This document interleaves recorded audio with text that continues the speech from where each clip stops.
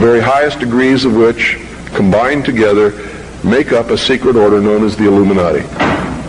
Their goal is to destroy all existing religions save theirs, all existing governments save theirs, and shackle the mob in a system of eternal oppressive debt chained to a computer for the rest of their life, in a propagandized world to make them believe that they are happy in this system. Now, do you think they're succeeding? Haven't I described to you just now exactly what is going on in the world today?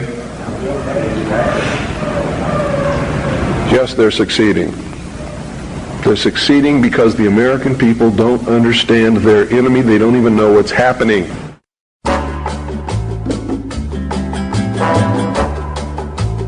This is Bristol. It's Friday. It's 5:10. Apologies for the late start.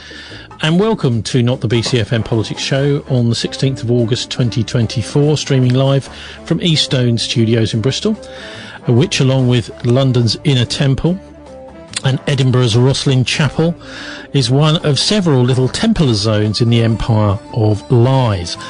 We're live on the talkradio.org.uk stream, at radioquk.com in Camberley, Surrey, at DJ Plug Radio in Nuneaton, and live on the Not the BCFM Politics Show app, which is available free from all good app stores.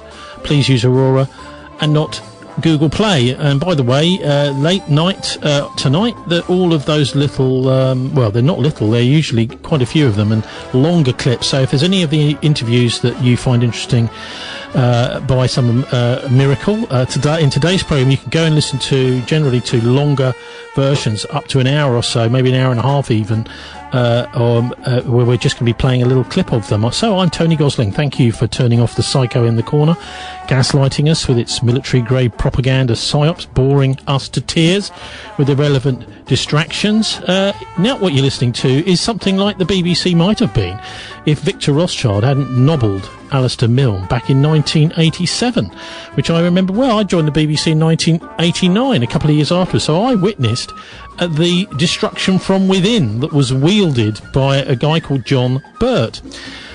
Puff pieces they do nowadays on the conspirators and hatchet jobs on the heroes. It's like a gigantic great advertising machine on every news bulletin. McCarthyite witch hunts going after anyone with influence who speaks up for humanity and against the World War III and wage slavery lies. For those with eyes to see and ears to hear, the so-called solutions to every crisis, Gaza, Ukraine, COVID, migrants, farming, cost of living, climate, a new one every few months. Twisted Armageddonist, accelerationist policies craftily crafted to make every crisis worse. Nick Land's behaviourist dark enlightenment drones. The cowards and control freaks want us as slaves to their machines. I should call him Nazi Nick, of course, really, which was his nickname at school. Albert Pye, sound like a public school boy. Martin would be very annoyed if I was. No, this is just a normal, boring old 1970s grammar school. Meanwhile, the wife-murdering pantheist Wef King Tampon Charlie and vampire queen Camilla wage war on the British people as well as China, Russia and the BRICS through their latest glove puppets, which look like what crawled out of the recycling bin panda-eyed energy saboteur secretary Ed Millibrain. Anyway, helping us navigate through the accelerationist Wef's Fourth Reich matrix is Irish Republican Labour activist Martin Summers and former British Army soldier Warren Thornton. Today we'll be hearing a bit from Kevin Carhill about the King, all sorts of interesting stuff about the Crown Estates and the cover-ups there, and Murdoch too, in one of the most difficult Zoom calls I've ever done in my life. Somehow remotely Kevin's microphone kept getting switched off as we were doing the Zoom call, and then eventually he was trying to switch it on again and Zoom wouldn't respond at all. So it's funny, we were talking all at the time about the way that the King appoints army officers and judges and things like that, and it all went wrong. Anyway, you'll hear quite a bit of that before it went wrong, and even part of it when it did get wrong, because I was recording it off the phone too. That's Kevin Carhill. And also in part two, we got Peter Ford, Deputy Leader of George Galloway's Workers' Party, talking about both Ukraine and about what's been going on in Israel. Iranian and Russian news censored in UK by the telecoms cartel. By the way, I mustn't forget Wafa Al-Udaini, another report from her from Gaza this week. Brilliant. Well done, Wafa, for getting that through. Amazing that sometimes these reports do get through from her. The BBC don't have anyone in Gaza, but not the BCFM Politics show certainly does. Maybe they don't want to, eh? And the telecoms cartel, and then also by Ofcom, and us cancelled off Bristol Community FM by the Bristol Mafia, and also from the People's Republic of Stokes Croft by the Trans Lobby. So, Warren, I'll just welcome you first. Can you just give the audience who are not familiar with you a little bit of a brief outline of how you came from soldier to journalist?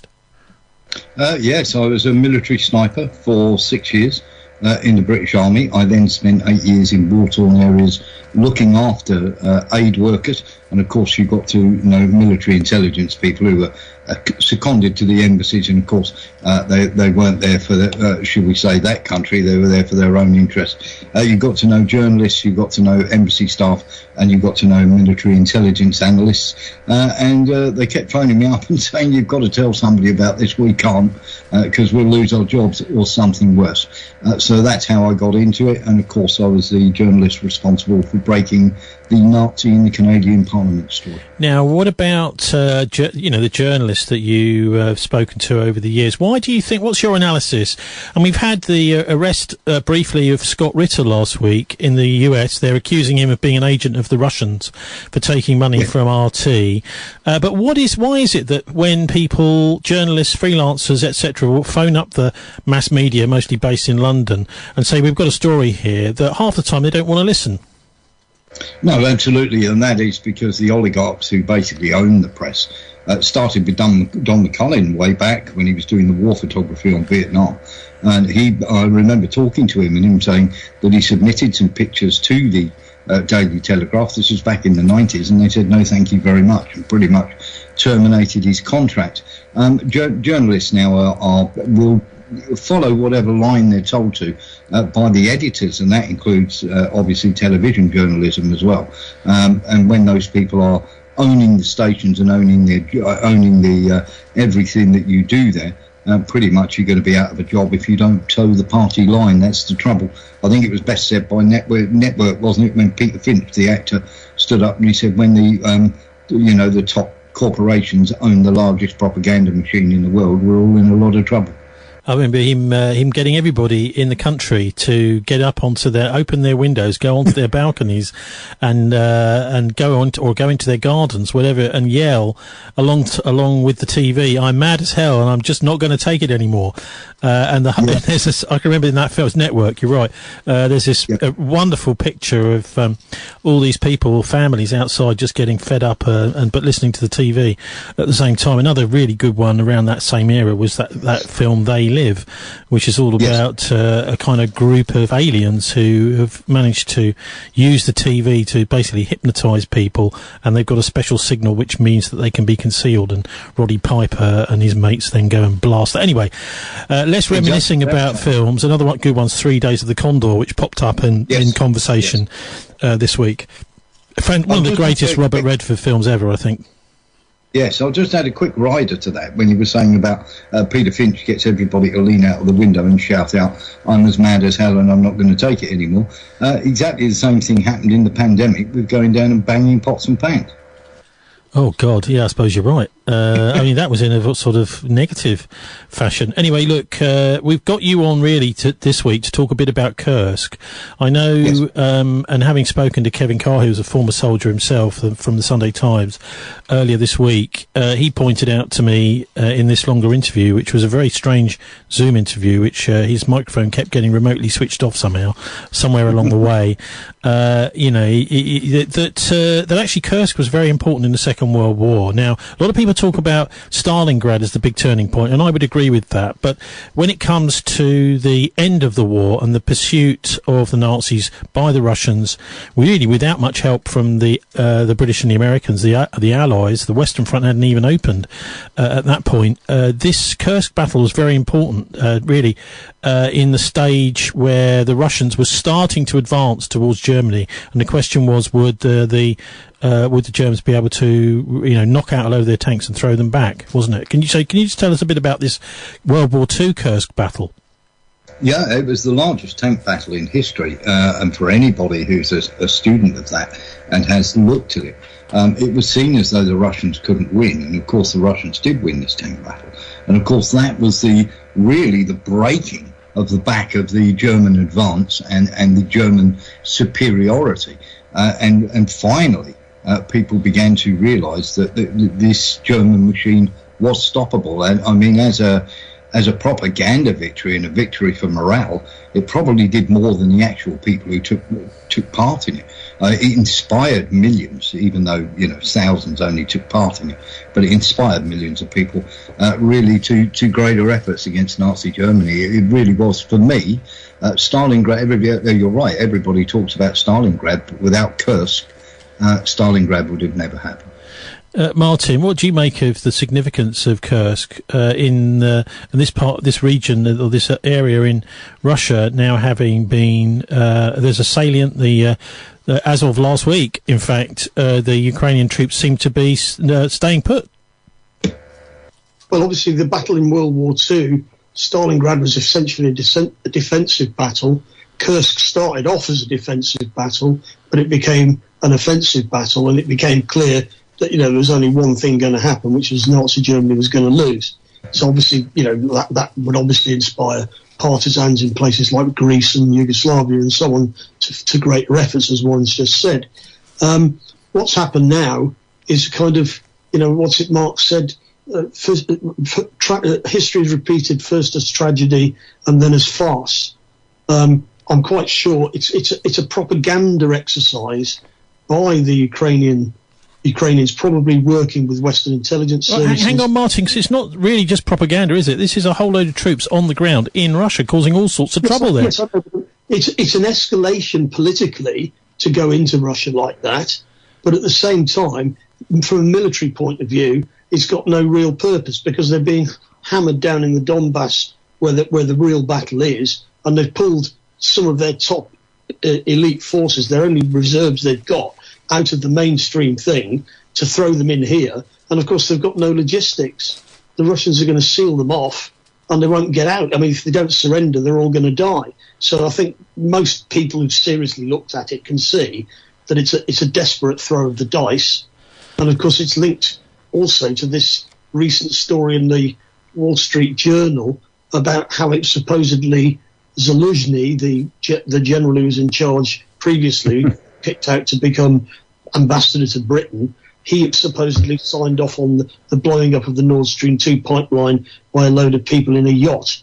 I mean, all of this stuff is desperate stuff in terms of PR. But it's not just PR, Martin. You get off of this thing of PR, please, because this is a military, actually quite a successful military victory. It may have left them thin on the ground in other parts, but, this is causing all sorts of trouble for the Russians. I wonder if we could maybe talk, Warren, about, the Russian RT, which is so-called blocked here in the UK. I'll put a link up to this on our show page, of course, at thisweek.org.uk. The UK trained Ukrainian soldiers before the Kursk attack. British instructors showed Kiev's troops how to raid high-rise buildings that the newspaper has reported. That's the Times. And actually, this is really, I suppose it's not RT, it's the Times. Some of Kiev's troops underwent training in the UK shortly before the Ukrainian incursion into Russia's Kursk region. The Times has reported on August the 6th, Ukrainian forces launched their largest attack on Russian territory. Kiev has utilised some of the Ukraine's most battle-hardened fighters, and the British paper said in an article on Friday that some of them have been trained in Britain. So this is I'll put a link up to this, as I said, but I just happened to be down in Imber on Salisbury Plain. I think it was last weekend or maybe the weekend before, wandering around some of the blockhouses there. There's loads of Ukrainian graffiti in there, so it looks as if we have just been training for this specific operation, maybe, Warren. There's a couple of things that people are sort of missing here. First of all, yes, it is big propaganda for them because obviously they took over, but it's not just the propaganda aspect. They wanted to get to the nuclear reactor in Kursk. There's now a cauldron there. The numbers that are dead, you've got over 2,000, almost 3,000 now Ukrainians dead, 188 Russians. You've got 63 civilians, including 2 doctors and a pregnant woman, which doesn't do a great deal for you.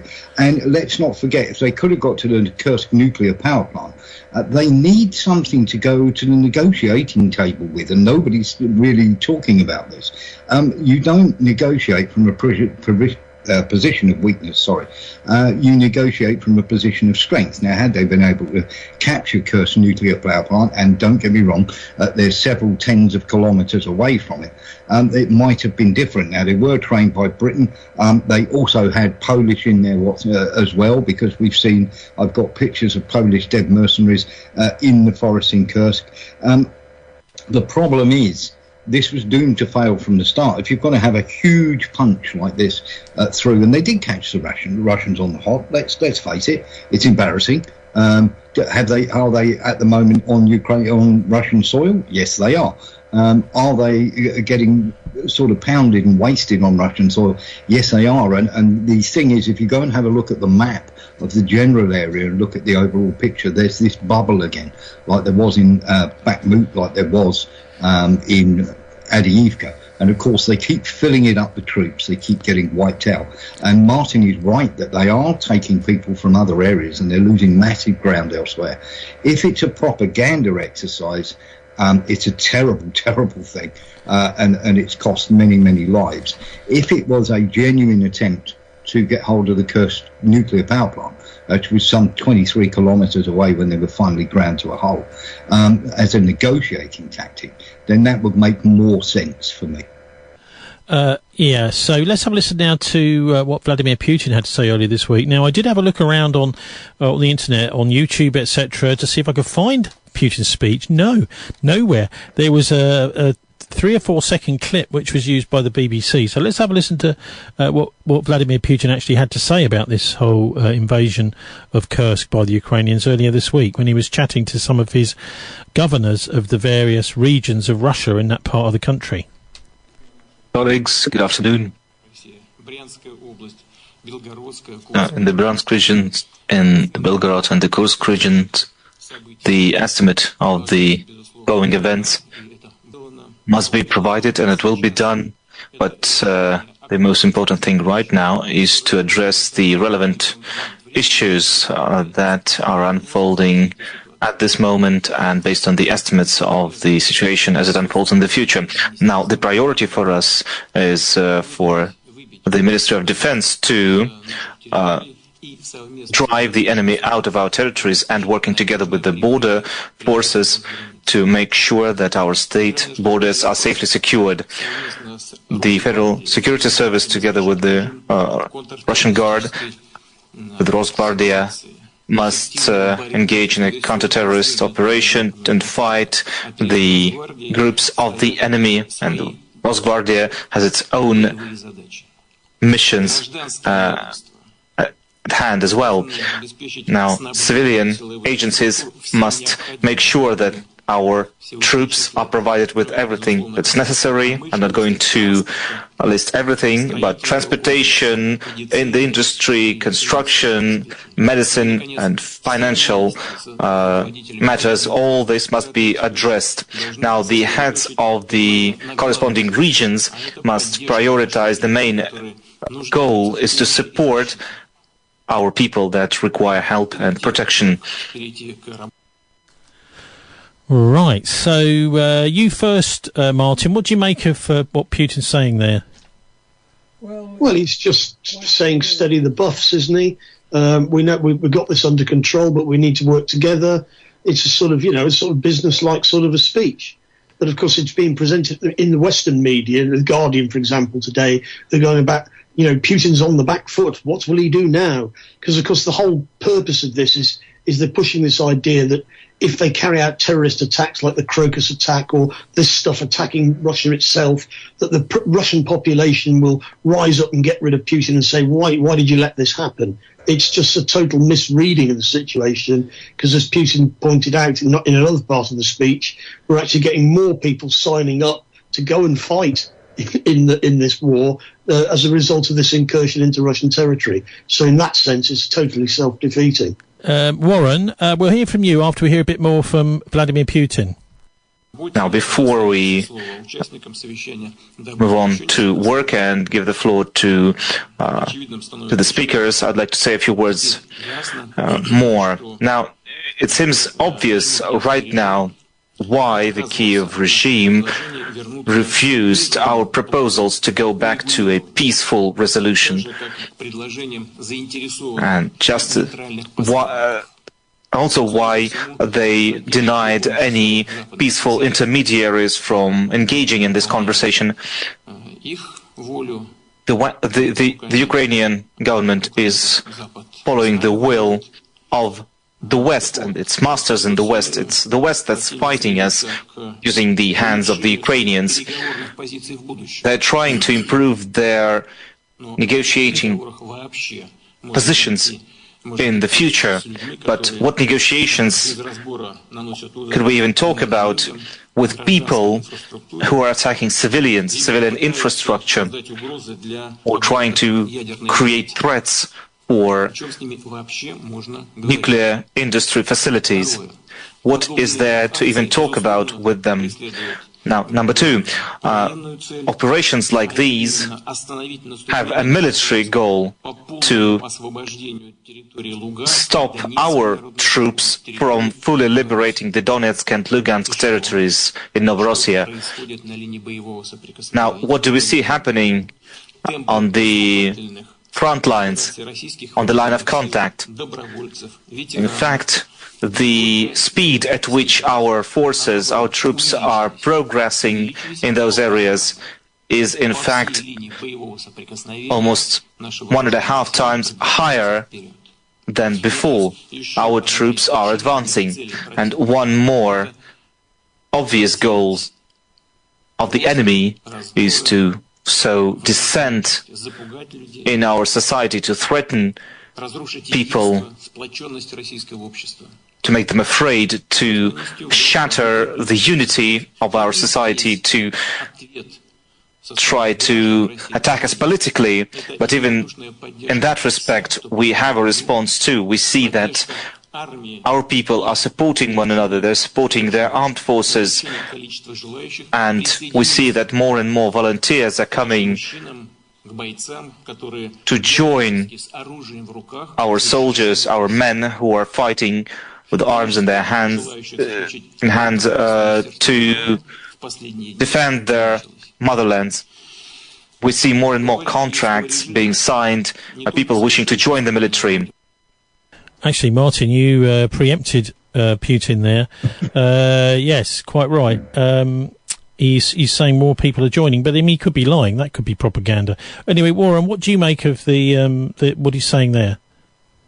He's pretty much spot on. You are not going to beat them. It really is going to be a bit of a problem for the West, because Washington do tend to live in a bit of a bubble. And of course, they think they can win. They're not having to put any troops up there. It's just a military-industrial complex, which all the senators in America get handsomely compensated by, and do quite a few, shall we say, public speaking engagements. So of course, they're happy. There's no American troops on the ground that they're admitting to, and of course there are American mercs who are getting wiped out every day.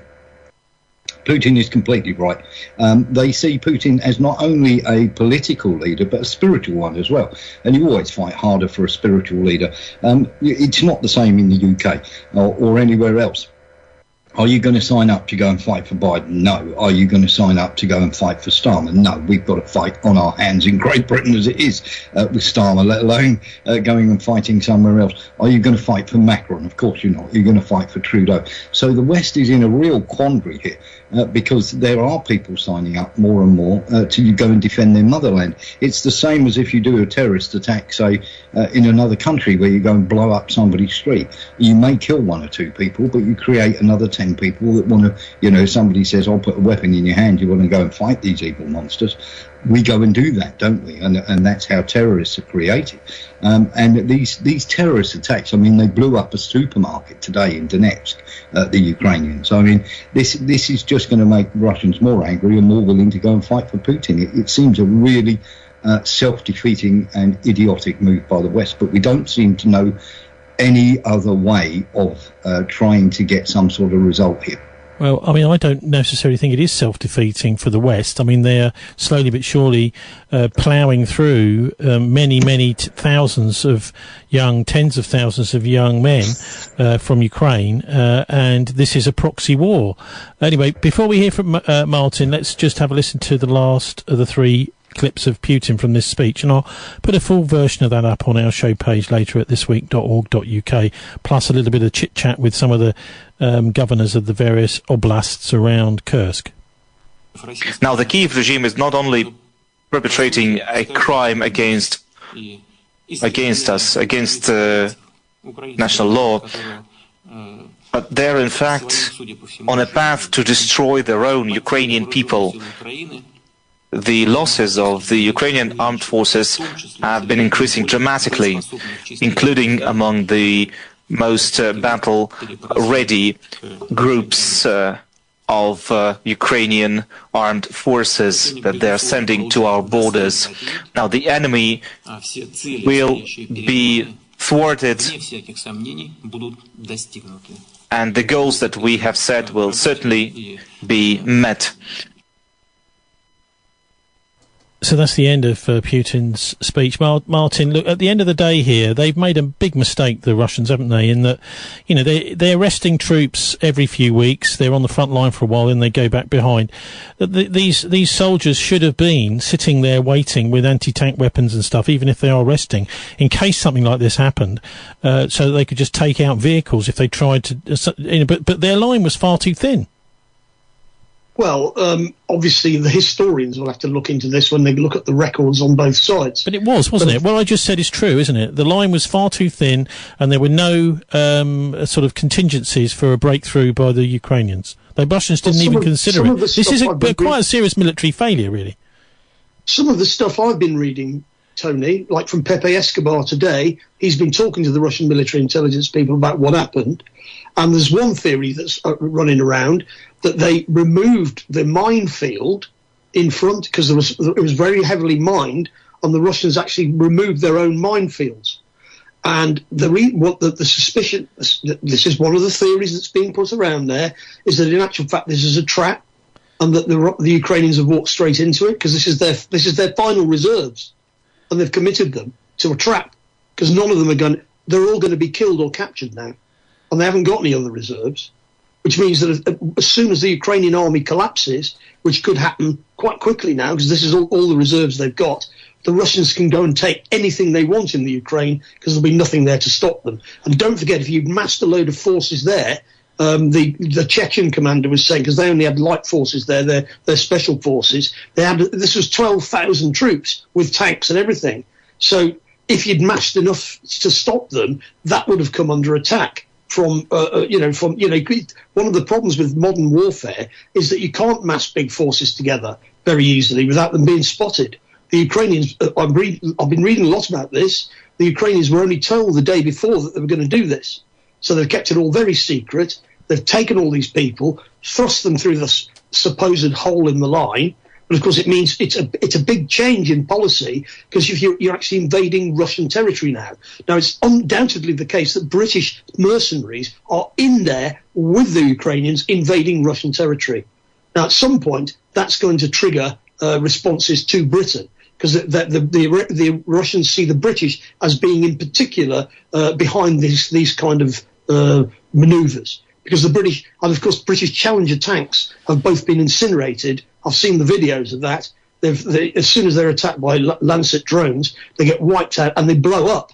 They don't, because of where they keep the ammunition. And of course, that's the last thing that the British military wanted to see, is their best tanks being blown to pieces by $2,000 Let's get Warren's view on that. Warren's signed off, Tony. He's gone. Oh, okay. Okay, so that's a pity, because it'd be nice to have asked him about that, about the credibility or otherwise that the Russians have deliberately allowed this to take place. They certainly. I mean, we were saying last week. I know, Martin. We all know that. So you don't even need to say it. That this is conjecture. We're looking at speculative conjecture about what's going on. That they may have known about it beforehand. And I mean, I don't know if you remember last week we were saying that the Russians seem to be taking a quite leisurely approach to this. Now, that may be propaganda, but it may be because they knew exactly what was going to happen and they were prepared to deal with it. Anyway, I'm also joined in the studio by Martin Smith. Martin, would you like to just come up to the mic and introduce yourself? Yeah, sure. My name is Martin Smith. I've been a band the bomber since 1958. Very interested in wars and conflicts. As a child, I saw some pictures of Bergen-Belsen, and later on as a filmmaker I saw more, and I was convinced at the time that the human race can be willing to do anything, to kill, to starve, to murder, to kill. This especially worried me when the nuclear weapons started to be heavily developed in the 50s. Bertrand Russell said this is crazy, and I became part of the Ban the Bomb movement, and I did my leafleting, I did writing the letters, I handed out things at meetings and so on, did an awful lot.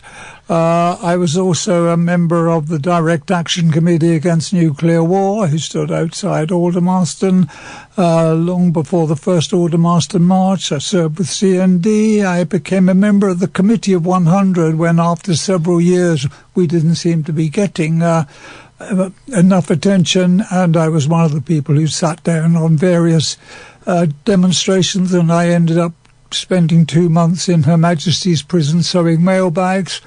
That was in 1962, but then I thought, well, of all these years, 4 years I've been doing it, are they wasted? I don't think they have, because in 1963 we had a partial test ban treaty, and the world was at least now willing to listen to the idea that nuclear war was terrible.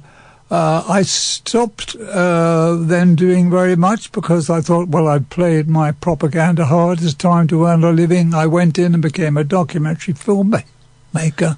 Since then, I've made more films than I care to remember. One of the most noticeable one was episode 11 of The World at War, which ended with the removal of the German army from Kursk and the big TAC battle in Kursk. I've followed a whole lot of things since then. I was the series producer of a 24-hour series with CNN and the BBC on the Cold War. Took all the various through. So I'm very interested in the thing, and having heard some of the things you've just been broadcasting, I thought, what a lot of codswallop.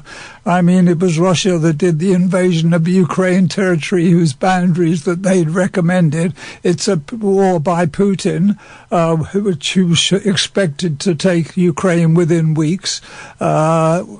The war, reasons for the war we can war on forever, but he didn't succeed. The Ukrainians hold on remarkably. Sure, everybody's signing up in Russia. You defend, you do your bit. The Germans did their bit for Adolf, and the Italians did their bit for Mussolini. If you fly the nationalist flag loud enough, you can get people to do all sorts of things. So why is it that British tanks are now rolling into Russia? Well, because they are part of a Western aim which believes that the boundaries of states should be held and stayed, and that the Russians should not gain any more territory. And if they are in Russia now, one doesn't know the precise reason why the Ukes have gone in at this point, but it seems to me, and you look at it in realpolitik terms, if there is to be talks about the future, then sitting on a few square miles of Russian territory can be part of a bargaining. People will get killed, yes. I mean, it's for the Ukrainians to decide as much as they can what they do. Certainly the Ukrainians are now part and parcel of the old Cold War. Are they in NATO? I mean, we might at some point be seeing Russian tanks coming into Britain. Well, of course, the whole war goes back to the situation of, was NATO expanding too much? But then why was NATO expanding? NATO was expanding because the Baltic states and others in Eastern Europe desperately wanted to join because they did not trust the Russians not to come in and bowl them out of the way, which was exactly what the Soviet Union did. The idea that Ukrainians, Latvians, Lithuanians, all are going to look and think, oh, well, Russia's a nice place, they're never going to come to do us in. They want to sign a military alliance, which was terrible. We did have a coup in Kiev, didn't we, in 2014? Indeed, we had the coup in 2014, but that's still no reason to go in and break somebody's bone. That was a coup, Ukrainian coup. It didn't require Russian troops going in. The Russians certainly weren't welcome. I mean, this is a nonsense. The Ukrainian war is a just war under their terms. Putin was the person who started it, and you can't get away from this. And please, to have all this about the military-industrial complex, sorry, but really this idea that Russia is a benevolent state simply looking after itself is absolute codswallop. Okay, well, you're perfectly entitled to your point of view. What can you just tell us, because we seem to be inching towards the very nuclear war that you were trying to avoid? Absolutely. And that's all the fault of the Russians, is it? Well, certainly the Ukrainian war is the fault of the Russians. Yes, you can argue as much as you like about should NATO be expanding, but the use of force by the Russians against Ukraine is absolutely what is responsible for the present military conflict. And indeed, can we just go back to the nuclear side? Yeah, sure. The nuclear side, you're absolutely right. I mean, the Americans... Did you ever predict this sort of thing happening when, back in the 1950s and 60s?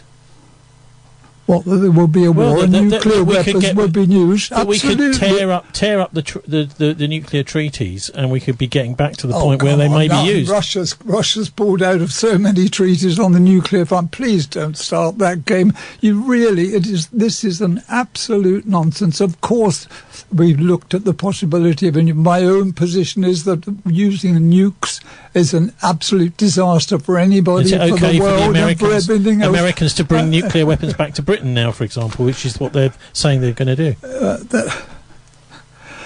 Europe is frightened of Russia on the move, and there's no reason for them not to be, because what Putin is after is actually to reconquest the old Russian Empire. He wants to expand it out. He wants to do it. He believes that's Russia's role in the world, is to control that part of the world. It's as dangerous as America trying to control Latin America by forcing it to do various things. It's as wrong as the Americans interfering in the Italian elections and getting... So would you make an equivalence between the American empire building and the Russian empire building? I would certainly say that colonial empires and Russia's way of building an empire is the same thing. Russia wants a colonial empire of Eastern Europe. American wanted a colonial thing in the south, and we wanted our own empire, and that was colonial. This is all the expansion of national states. Okay, and well, that's Martin Smith. Martin Smith, we just heard from. Martin Summers, sorry to confuse you, everybody. No. Martin Summers is on the line. Martin, what do you make of what you just heard from Martin Smith there? Well, we're obviously not going to agree about this, so let's just, recognise that. You mentioned the interference in Italy in the 1940s, but I was in Italy in the 1970s when NATO intelligence services blew up Bologna railway station. And of course, there's been a court case in Kiev, if we can call it that, Kiev, in 2017, where it became clear that the massacre in the Maidan Square was carried out by a NATO death squad, mostly from Georgia, and led by an American called Boyenga. Colonel Boyenga of the 101st Airborne. Now, you don't see anything about that in the mainstream media here, but I did discuss that on RT at the time. Putin has just won an overwhelming election victory in Russia, I'm afraid, because in actual fact, the people in the East Ukraine don't see themselves as Ukrainian at all. I used to be an aid worker in Yugoslavia during the 1990s, and NATO went to war so that Kosovo could take itself out of Serbia. They put the case that they were being oppressed by the Serbs, even though they'd been part of Serbia forever. And don't forget, the whole of Yugoslavia was created in 1919, and Ukraine has only existed since 1991. Crimea was only put into Ukraine in 1954 by Khrushchev, even though it's got an overwhelmingly Russian-speaking population. And in the western part of the Ukraine, there's large chunks of it which are actually used to be part of Hungary and Romania. And they've got large minorities there that don't want to be part of the Ukraine either. Now, NATO was quite happy to break up Yugoslavia. The Germans, for example, recognised the independence of Croatia, even though the British thought that was unwise, because it was part of NATO's policy of expansion. And, of course, we imposed Boris Yeltsin on the Russians in the 1990s. I used to go to Russia quite a lot in that era. And, of course, they imposed Thatcherism on them, which actually destroyed millions of lives, which was totally unnecessary, as Jeffrey Sachs, who was the main advisor to the Russian government at the time, is saying. And, of course, he's also saying that it's NATO that's responsible for the war in Ukraine. Now, I don't think you know that much about East European history. This is what worries me. Lots of people are totally ignorant. And not only are they totally ignorant, they don't know basic facts about what happened in 2014. That was a coup d'etat organised by the CIA, which involved killing pro-EU demonstrators. Over 80 of them were shot dead, and various Berkut riot policemen were also shot dead. But there's already been a court case in which it was proved that the Berkut riot policemen did not shoot those demonstrators. They were shot by a death squad brought in from Georgia, and we know this because two of the people from the death squad, they actually testified on Skype like this or on Zoom from Georgia that they were involved in doing it. Now, that wasn't reported in the Western media. Now, my friend, did you know those facts or did you not know them? I suspect you didn't know them because you weren't told, and you didn't. Well, Martin, I'm asking the questions here, not you. I did discuss it on RT at the time. Summers, I'm asking the questions here, not you. I want to ask Martin Smith about the potential ways out of this, because certainly with both sides now threatening potential use of nuclear weapons, we're hearing a lot more in the press here about Russians, but we're also hearing about the United States moving weapons back into Europe, the sort of things that we were protesting about here with the cruise missiles in the 1980s, Martin. Do you think there is a way out of this? I mean, you know that within these big negotiations and to do with potential wars, you have to offer some sort of golden bridge to the other side to say, you can climb down without losing face. Do you think that's possible with in Eastern Europe at the moment?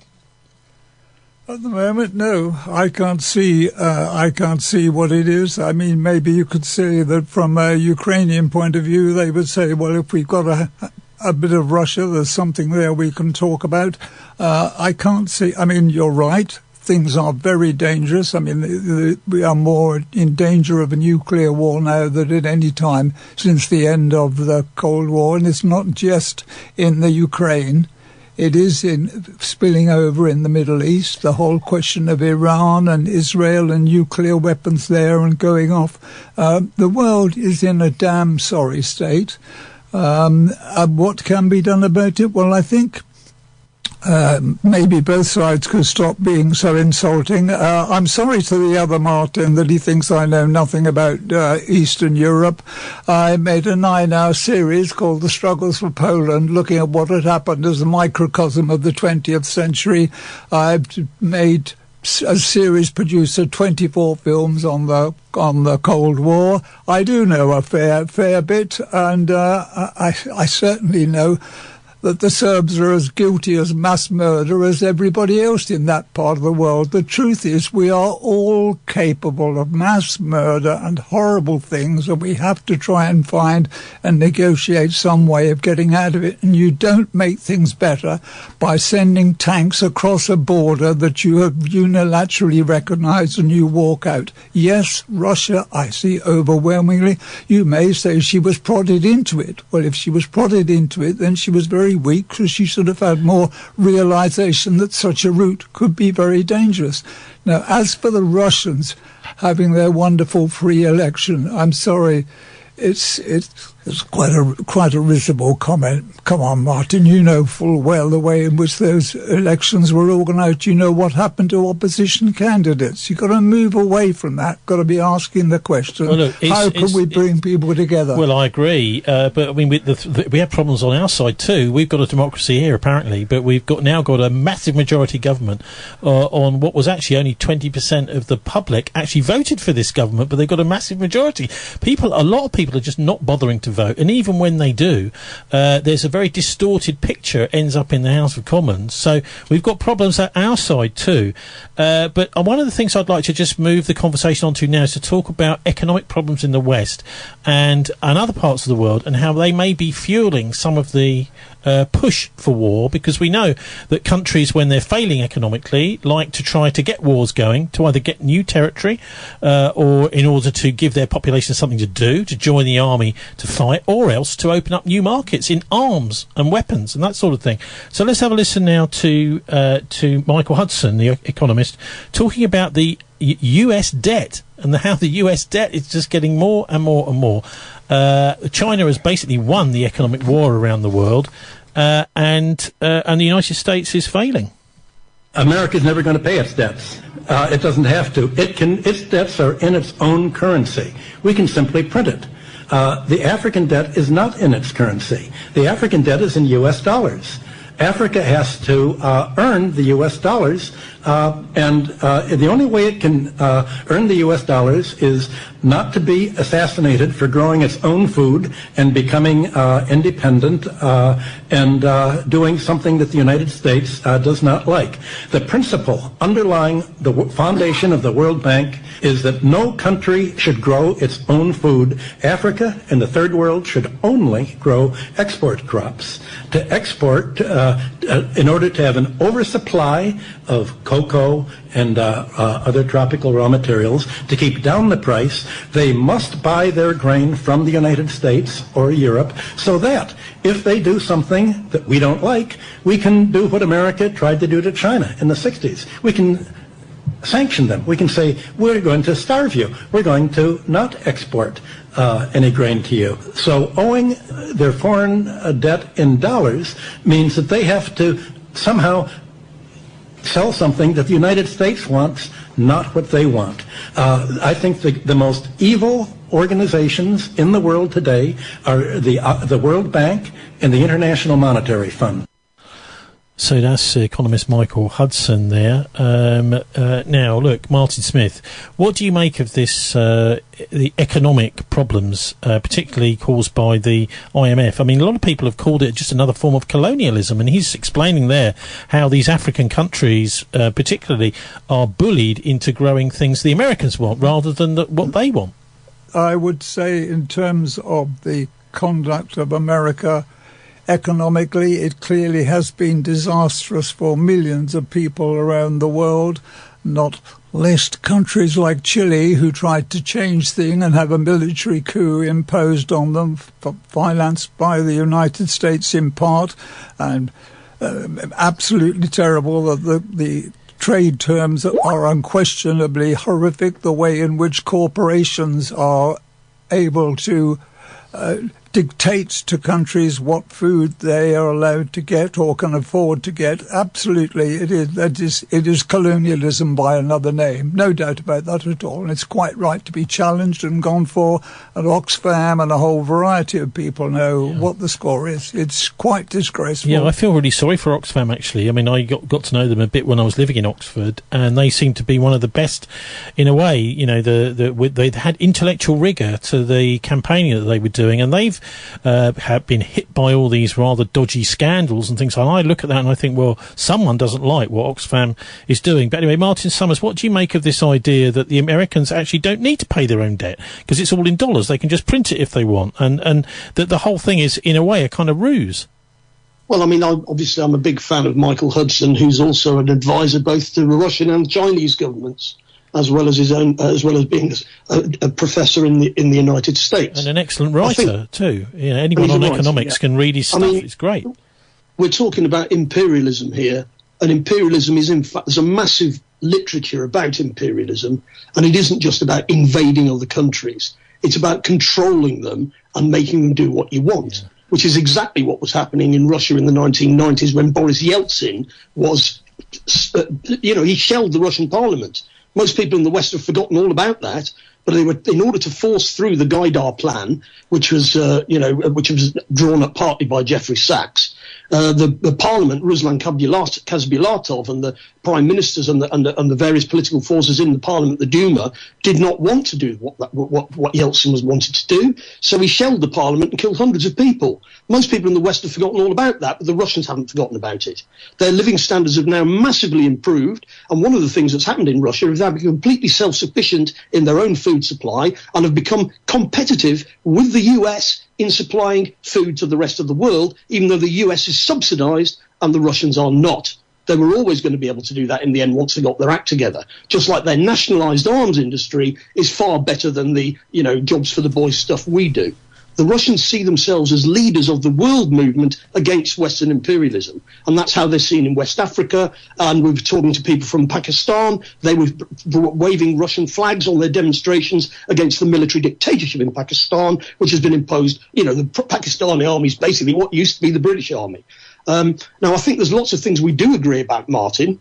We do agree about lots of things. It's just that we're at odds on what's going on in Eastern Europe. But I think, it's good to talk about things, but we don't necessarily have to agree about everything. No, we don't, Martin. No, we certainly don't. Another person who's been talking about economics recently, saying that it is also seems to be driving the elites and oligarchy in various parts of the world towards war, is a chap called Kim.com. We don't have him on this programme that often. He's a German, and I think maybe lived in Finland for a while, tech guru. He had some kind of website which was about file sharing, and he's been hit by various court cases and things over the years, but he's very outspoken, and he spoke, this is a couple of weeks ago now, so he had this to say about Europe, it seems to have lost its head. He's saying economically Europe is self-immolating. It's almost trying to commit suicide.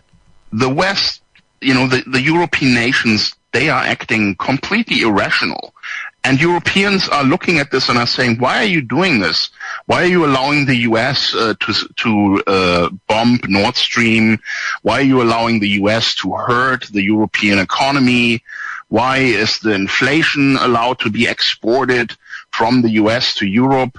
And it's because this whole web of debt, international debt, is so intertwined in the West, where they are basically lending each other money, and their whole system is based on this U.S. debt money printing system. So when the U.S. collapses, and they are all aware of this, that this is about to happen, they are all going down with the U.S. because they all basically banked on the same debt system that the U.S. has created. And when that falls, they are all going down with the United States. So that's Kim.com. He's a tech pioneer, not really quite one of your Peter Thiel or Eric Schmidt, Silicon Valley types. Very much his own man. I think he lives in New Zealand now. But Martin Smith, give us an idea of what you make of possible causes, because I'm just postulating here is a lot of the drive for war is being caused by this economic failure. And by climate change, by climate change, by bad management, by debt, as you say, by debt that's unfair. There's no question about that in my mind, that the West has to look completely afresh at what its relations are economically with the rest of the world. I don't follow people saying the United States is going to collapse, it's all going to finish, and it's all going to be very different very soon. It's very fair you say that, because hang on, we had Michael Hudson saying no, it won't collapse, and we had Kim.com saying yes, it will. So you're quite right to bring that up. Right. Well, yes. I mean,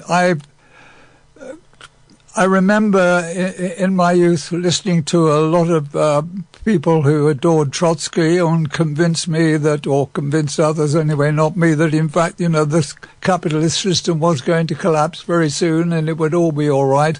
It hasn't happened that way. It's a very long economic war before we get anything fair and correct. And what one hears about the way in which Europeans and white Europeans carry on with their businesses. I mean, you only have to look at where we are. We have corrupt banks, we have corrupt engineering companies, we have poisonous water companies. We're full of absolute horrors. We can't know how to manage ourselves. America is killing itself in many ways, industrially and economically, and the working class in America stay stuck. They can't climb out of it. It's very good. We need to look at ourselves, and the world is very nasty, and is that human nature, do you think? I regret to say that yes, I think it is. I think I'm not a Christian, which upsets many of my friends in the band, the Bomb Movement, but you see, I think if there is a divinity up there, why has he set up a system in which everybody's life depends on killing something else? The plants are eaten by the animals have to kill other animals, we have to compare ourselves. It's an absolute struggle. We can be vegetarians, can't we? You can't be vegetarian. Hitler was a vegetarian, wasn't he? He was indeed. But he was quite willing to do in other people and allow the food. I mean, I think, yes, human beings are basically selfish and murderous. We follow their way all through. You look at all human histories, it's an empire here that goes down. That's what's called, take over. In Christianity, that's called original sin, isn't it? This sort of tendency just to be selfish, and you have to work quite hard not to be. Well, I'm sure I'm an Maybe you're drifting sinner towards the faith of your friends without even realising it. I really do believe that the human race depends on the human race to survive, and the human race has to try and sort it out, and things can sometimes be better. Look, in my lifetime, I've seen gays be allowed to be married. I've seen women had more rights than they've had before. I've had kids getting more rights. It's much better than it was. And if you think racism in this country is bad now, you should have tried racism 50 years ago. On all those fronts, we're moving forward, but we only move forward because people get together and they say, this is wrong, we've got to do something better. So, Martin We've got to sort it out. Martin Summers, can you just give us briefly your view on these sort of philosophical points here about human nature? Are we bound to just be fighting each other? Well, I mean, the so-called realist view of international relations is that it's basically a balance of power between people, states standing in for people, struggling to control their environment and so on. I'm agnostic about whether people are bad or good. They can be anything. It just depends on the circumstances and what happens to people. I mean, I'm 64. And I grew up in the 1960s, and, people expected and they got improvements in living standards every year. They got chances to go to study and become different people than they previously were. It was a very positive time, but it was not based on free market, full-on free market capitalism. It was a very managed setup after the Second World War in this country and in the United States until the 1980s, when there was this kind of counter-revolution by these people who wanted to bring back the 19th century. And they have, in fact, succeeded in bringing back the 19th century, where a small minority engrosses everything to themselves and puts everybody else out. And, of course, the system doesn't work very well when you do that. You do, in fact, need redistribution for the capitalist system to be functional. So getting rid of redistribution was obviously a disaster. And it was as much of a disaster, more of a disaster in Russia and the former Soviet Union. It was a disaster in Poland as well. I lived in Poland during the Balcerowicz plan. Absolutely appalling. Ordinary people just had their living standards smashed, totally unnecessarily. We could have approached these things in a much more realistic way than we did. And we're now where we are because of all that. Okay, well, I'm sure you managed to squeeze something about human nature into there. Before we finish, I'd like to do look at a couple more things. One of which we can't really speak to you, Martin Smith, without talking a bit about the recent problems that there have been with the far right in Britain, suddenly popping up their head, riots in Southport, even here in Bristol a couple of weekends ago. So let's have a listen now to someone I'm actually quite a big fan of. He's not with us anymore. He's the former General Secretary of the Rail, Maritime and Transport Union, a guy called Bob Crow, talking about this. Now, we went down to Barking as a trade union, and we believed that Barking was the way that we should get involved in. Barking had nearly 13 BNP councillors, 12 councillors, and they lost a seat before the election. 13 British National Party councillors in an area that used to be completely Labour dominated. They never even bothered putting up candidates in some areas of Barking. It was in the middle of the biggest manufacturing factory in this country, Ford's at Dagenham. And what happens is that when you lose your manufacturing base like Ford's, and you lose your docks, and there's no industry, and your kids can't get municipal housing, they have to move hundreds of miles away, then the BNP can say, look what's happening. It's all the blacks that are taking your jobs. It's all the Eastern Europeans taking your houses. And the BNP can only survive when there's social deprivation. You know, you don't see when these people say about riots on the streets. Isn't it funny it's always in working class areas that these riots on the street happen? You don't see them happen in Boris Johnson's area, do you, around, Harrow, or Cameron's area around Harrow, or you don't see all these riots down at Eton, or these riots that take place down Henley-on-Thames and they've got their regards right. It's always where there's social deprivation takes place. And what we did, we organised the meeting, and it was why vote BNP. And we was going down there with Billy Bragg. We had the Barking Fietta organised, and the Barking Fietta pulled the plug because they said they were scared because they were having a political meeting in Barking. Of course, it was having a political meeting in Barking to expose the BNP. But there were some people, wrongly in my view, that said that the only way you can deal with the BNP is to go on the streets and beat them up. Well, too, in Barking, how it was done. In Barking, with Hope Not 8 and a unified anti-BNP campaign, everyone managed to put the point of view back over to the working people that these people only live on scapegoatism. They only live when there's mass unemployment, shortage of housing, and at the moment it's Eastern European people are people that are targets, and before them it was the Asians, before the Asians the West Indians, before the West Indians the Irish, and before the Irish the Jews. Because what the capitalist system don't want, as Steve Wallace rightly said, was what they don't want is unity of working people to look at the real problems of the real, that why can't we provide houses, jobs, national health, education and decent pensions for our people concerned. So I think some great points really being made. Sorry about the blips through there by former the General Secretary of the Rail, Maritime and Transport Union, Bob Crow. Anyway, after that, follow that if you can, Martin Smith. What do you make of the recent riots that have been around the country? I'd like to take us back a bit to Martin talking to Martin talking about his dissatisfaction with the country and and so on, and what was happening. And I would say really that things have always been bad when nationalism takes over and when nationalism can breed on things that are really upsetting. I go back not to the time Martin's talking about, but even earlier, which Bob Crow just walked out, we had race riots when there was just a handful of West Indians over here and when supposedly the world was economically beneficial and doing rail. I think there has been a seismic change in Britain. I went and worked in the States for 2 years, just at the start of the Falklands War. Maggie Thatcher was there. She'd taken over. When I came back 2 years later, I honestly didn't recognise the England I'd been brought up in.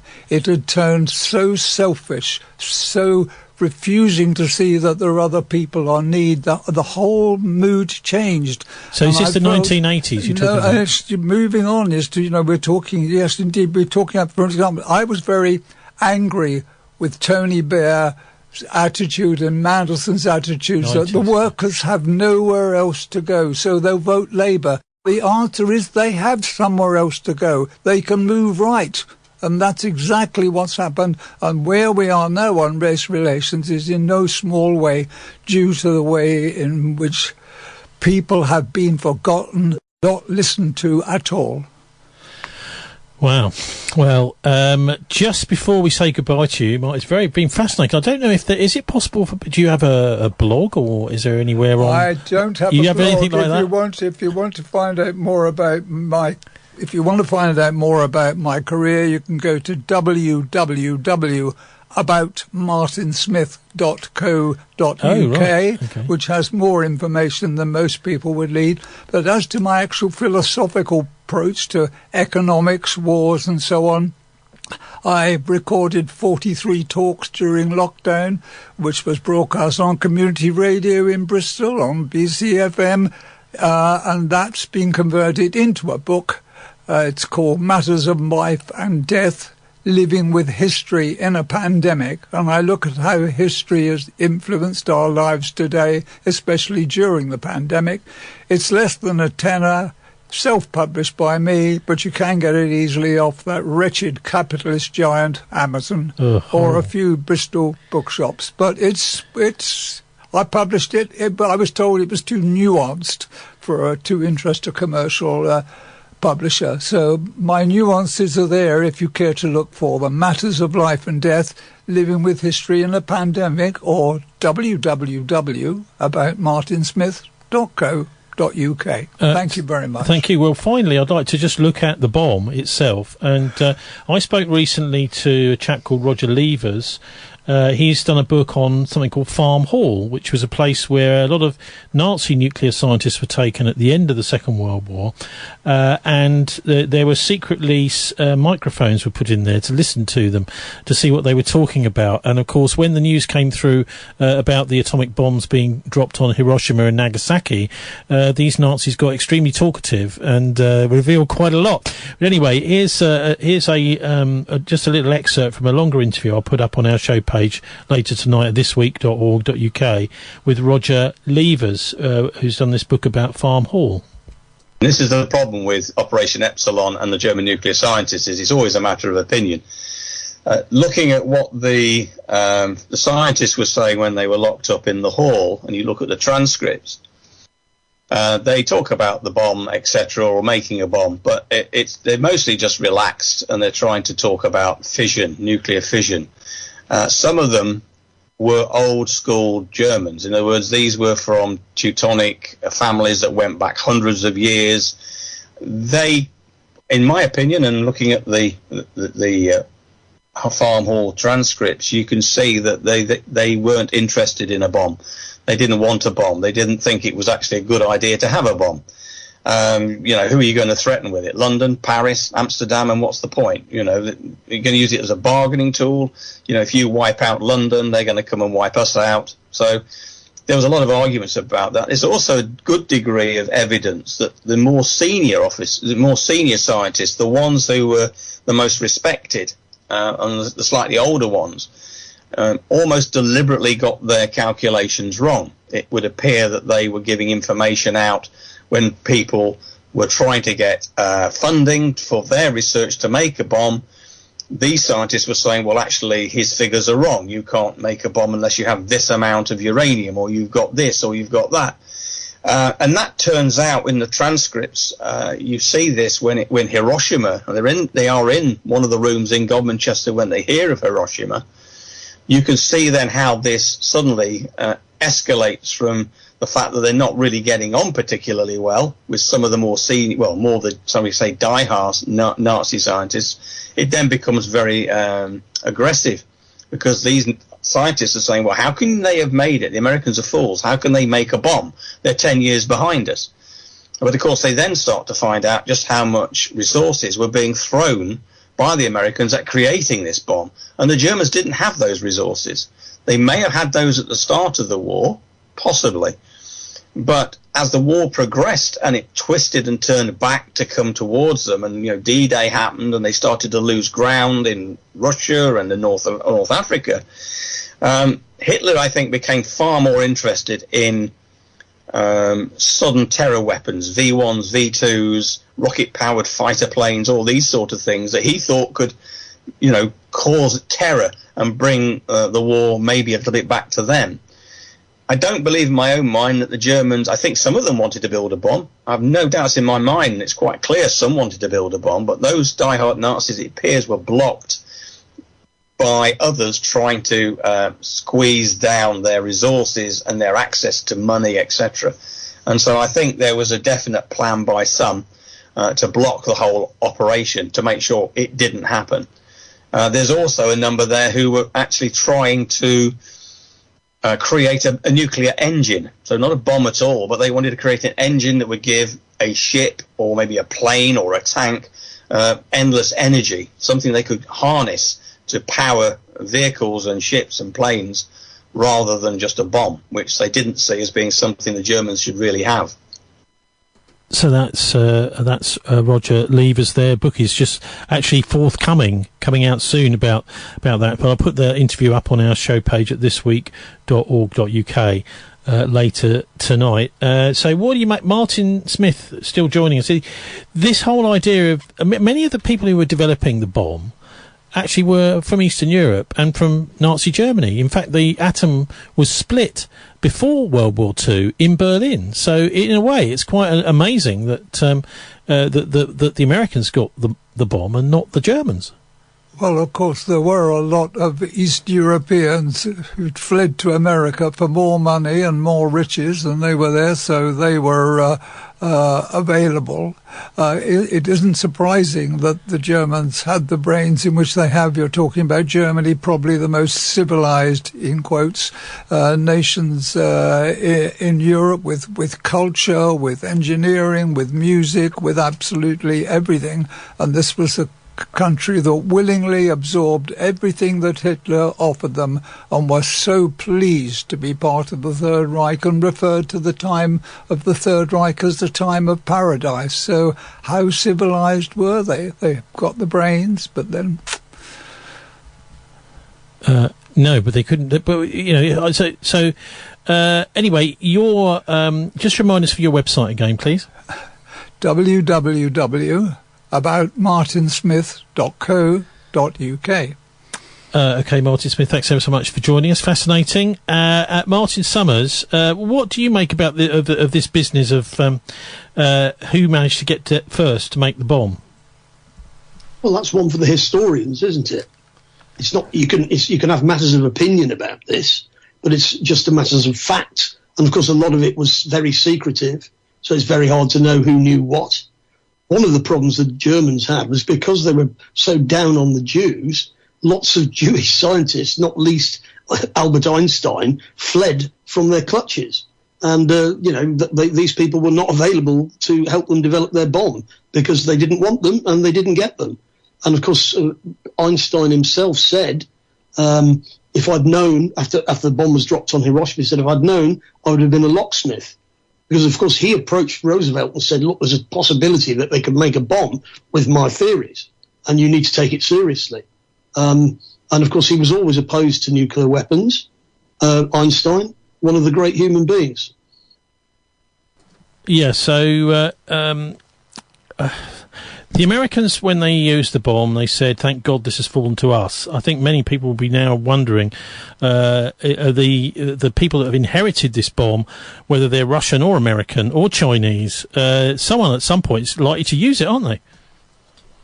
If you're asking me, the answer is probably yes, of course. Isn't it inevitable? And maybe it always was inevitable. Well, maybe it was, but back in the day when the other Martin was talking, in the 50s, the 60s and the 80s, when I was young, people were very well aware that there was a real danger that this could turn into a disaster. I'm afraid what's happened since then is people have got used to driving drunk, and they've not crashed yet, so therefore it's okay to drive drunk. But it's not really, and someday we will crash unless we get our act together to stop it. And of course, putting all these missiles into Eastern Europe, all of these treaties, it's not the Russians who've withdrawn from these treaties.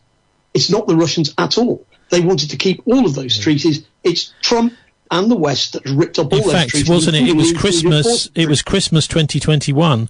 The Russians twice desperately said, "Look, we need a new peace treaty. Please, will you negotiate?" They said it to the European Union in Brussels. They also said it to the United States, and nobody wanted to know. Maybe that's because NATO told them they're not allowed to. Anyway, one of our senior diplomats, at least he's an ex-senior diplomat who's been involved with negotiating with the Russians over the years, and also as part of NATO, is Lord Peter Ricketts, and he had this to say about the Kursk incursion this week. A little earlier, I was talking to Peter Ricketts, Lord Ricketts, who chaired the Joint Intelligence Committee, or JIC, under the Prime Minister Tony Blair, and he was also the UK government's first national security advisor from 2010 to 2012 under Prime Minister David Cameron. On top of that, he served as a permanent representative to NATO. I asked him how he viewed the Ukrainian incursion into Russia. I'm watching it with a sense of understanding for what Zelensky's trying to do. His phrase was bringing the war home to Russia. And I think the point is that Russia has felt that it's able to occupy, bombard the whole of Ukraine with complete impunity for 2 years. And I think the Ukrainian government thought it was time to turn the tables on them and show that they are vulnerable in their rear areas, that their forces are not operating well there, gives Putin a real problem at home, explaining what's going on, and it boosts Ukraine's morale. I think the point is to make Putin realize that it's not all going his way. As I say, to give him a problem with public opinion. I don't think the Ukrainians are going to stay there very long, frankly. I don't see them trying to defend a front line that's inside Russia. I would think it's more like a kind of raid, a big raid that they then pull back from, but with the implication that they could do it again elsewhere sometime. Should there be any red lines as far as the UK or Western allies are concerned? Well, I think the red line in terms of particularly of use of UK-supplied weapons must be respect for international humanitarian law. In practice, therefore, I think using the weapons against military targets or targets related to Russia's military offensive in Ukraine, like the defense industry or infrastructure, but being very careful not to strike Russian civilians in a way that Russia, of course, is taking no such precaution when they attack Ukraine. Yes, so that's Lord Peter Ricketts, Martin. Well, it's the usual propaganda line that we're getting from the West. That's all that is. Well, no, hang on. What about this idea that maybe they will just stay there for a little while, come back and do it again somewhere else? They're not going to be able to retreat from there, Tony. As me and Warren were pointing out earlier, they're now stuck. They can't retreat. The Russians won't let them retreat. They're going to kill them all, or they're going to surrender. They're already in a cauldron. Kesselschlacht. So it's a last throw of the dice by the West. And, of course, they're talking now that they're going to force the Russians to negotiate. The Russians have had enough of negotiating. Well, Zelensky, of course, is no longer That's interesting in itself, isn't it? They're not negotiating with Zelensky because he was supposed to stand for election in May. Putin stood earlier in the year and won. Zelensky was supposed to stand for election in May. He didn't. So there is obviously no real president in. No mandate, and the Russians aren't going to. In any case, the Russians don't think. Martin, I just want to ask you, what do you think about this whole idea that this is a last gasp? You may be right. This sort of implies that something, maybe some nasty surprise prepared in another part of the world, like the Middle East. Well, they're losing. Don't forget, the Israelis thought that they could crush Hamas in Gaza. But they haven't. The tens of thousands of Hamas fighters who are doing the fighting are still intact and are still fighting. The Ukrainians thought that they could win the war with the big offensive in 2023 with all of the stuff that the West supplied, including, of course, Storm Shadow missiles, which, as you saw, Starmer went to the NATO summit in Washington, and he said that we can use the Storm Shadow missiles to strike inside Russia. And then the Ministry of Defense had to put out a statement saying, no, we haven't agreed that. Because what the Russians are going to say is, if you fire one of your missiles, say at a military base inside Russia, we're going to fire one back at a military base inside Britain. And you know we can do that. We've got the missiles. You fire at a military base in Russia and kill 15 of our people. We're going to fire back at Portsmouth and kill 25 of yours. What are you going to do about it? And the answer is nothing. Now, most people, we should have been discussing this at the election, but of course we weren't, because everybody's on the same page at the election. As our friend earlier, Putin's a dictator, even though he's just won an overwhelming election victory. And of course, when he talks about the opposition are all in prison, or what about Martin Luther King? What about Robert F. Kennedy? What about JFK? It's the West assassinates and murders people. They killed the president of Chile. They kill they do this all the time. And the idea that the West always tells the truth is simply wrong. And of course, the rest of the world can see through this. It's okay to convince the swing voter in Basildon of all of these things, but you're not going to convince the swing voter in Siberia or in South Africa or in Brazil or Venezuela. Yeah, the real world is a lot bigger than the Western media bubble, and of course, they don't understand how the rest of the world sees us. No, they certainly don't seem to. Anyway, we're going to be talking about the horrific attack, the latest horrific attack on the school. 100 or so Palestinians murdered by the Israelis at the weekend. Absolutely terrible situation. And we'll also have our report from Wafar Al-Udaini. But before the break, I'd just like to have a little look at King Charles. It's the most incredible situation, really, with 40-something million pound pay increases given himself from the Crown Estate. But I'd like to start because I always what they say is that the King has got no say over the Crown Estate. What Kevin Cahill was always telling me is that yes, he does, and this is what I recorded earlier this week, talking to Kevin about what exactly this Crown Estate is and whether it's really controlled by King Charles or not. My name is Kevin Cahill, and I live in Exeter, in Devon. I'm a journalist and an author, and I worked at the Sunday Times and in Parliament, and I still work as a journalist. Okay, can you tell us about your work with the landholdings? Signed me to look at old money in the UK, which essentially was land. So I did all the land stuff and eventually wrote the first book on land ownership that actually names the landowners. This was the difference between my book and anything else that's been written. I named all the landowners, and I named the size of their estates from the second doomsday, which had been lost. Extraordinary how a country can lose a whole doomsday, but it had. So I then wrote another book called Who Owns the World? And finally, I wrote a book called Who Owns Ireland 2 years ago. One of the most interesting things about this is the Crown Estate, isn't it? And the King Charles last year and this year has awarded himself enormous pay rises. Yeah, I mean, it's a complete anomaly.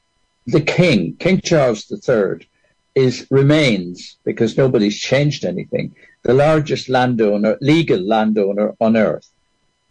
He owns, through the constitutions, Canada, Australia, New Zealand, and all sorts of places in the Caribbean. He is the ultimate landowner, and nothing has been done to change that. Now, in the UK, again, because freeholds are not ownership. Most people don't know that. Freehold in the United Kingdom is a leasehold from the Crown, ultimately. So the person, you think you own your house and you say, I have the freehold, you don't own it. The Crown owns your house. Yeah, but that's so nominal, surely. I mean, the idea that anyone who owns land in Australia, New Zealand, etc., the King's not going to come and claim that, is he? No, the claims are, they're not unenforceable. In Canada in particular, which is very odd, the Crown ownership is ruthlessly enforced by the Canadian government, which is weird. In Australia, it's more shaky. The Australians are not formally querying this setup, but there are a lot of questions being raised in Australia about, how the indigenous land was taken from the indigenous people and how it's all wound up in the hands of the British Crown, 12,000 miles away. Okay, so can you tell us a bit about the Crown Estate? Where does it sit between private and public? The Crown Estate, again, is a complete anomaly. It acts as a private estate, but pretends it's a public corporation. It doesn't pay the normal taxes. The other thing is it distorts the position of the Crown, because the Crown Estate, in effect, means the largest landowner in the United Kingdom is the King. And that's completely unbalanced. You know, the rules are not applied to him. They're not applied to the estate.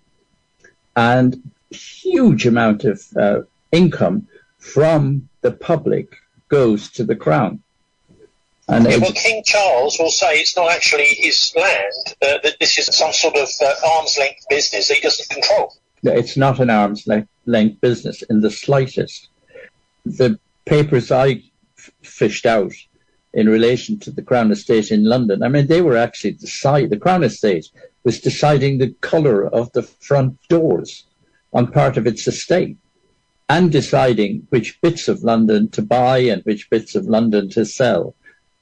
In the early stages of the coalition government in 2010, the Tories transferred the ownership of the Crown Estate quite formally to the Crown. So now there's no confusion. The Crown owns the Crown Estate and directs the Crown Estate, and it's a very hands-on direction. And over the last couple of years since the Queen has died, Charles has been awarding himself pay rises each year of around about £30-40 million. Yep. Can you just tell us what's been going on there? This is money that's obtained, if you like, because he owns the Crown Estate. It's not taxed in the ordinary way. And the transfer of the Crown Estate from the late Queen to Charles was not taxed in any way. It was just a transfer that can't occur for anybody else. You know, if you or I die and leave an estate, we have to pay death duties. No death duties were paid on the richest and largest lump of land in the United Kingdom.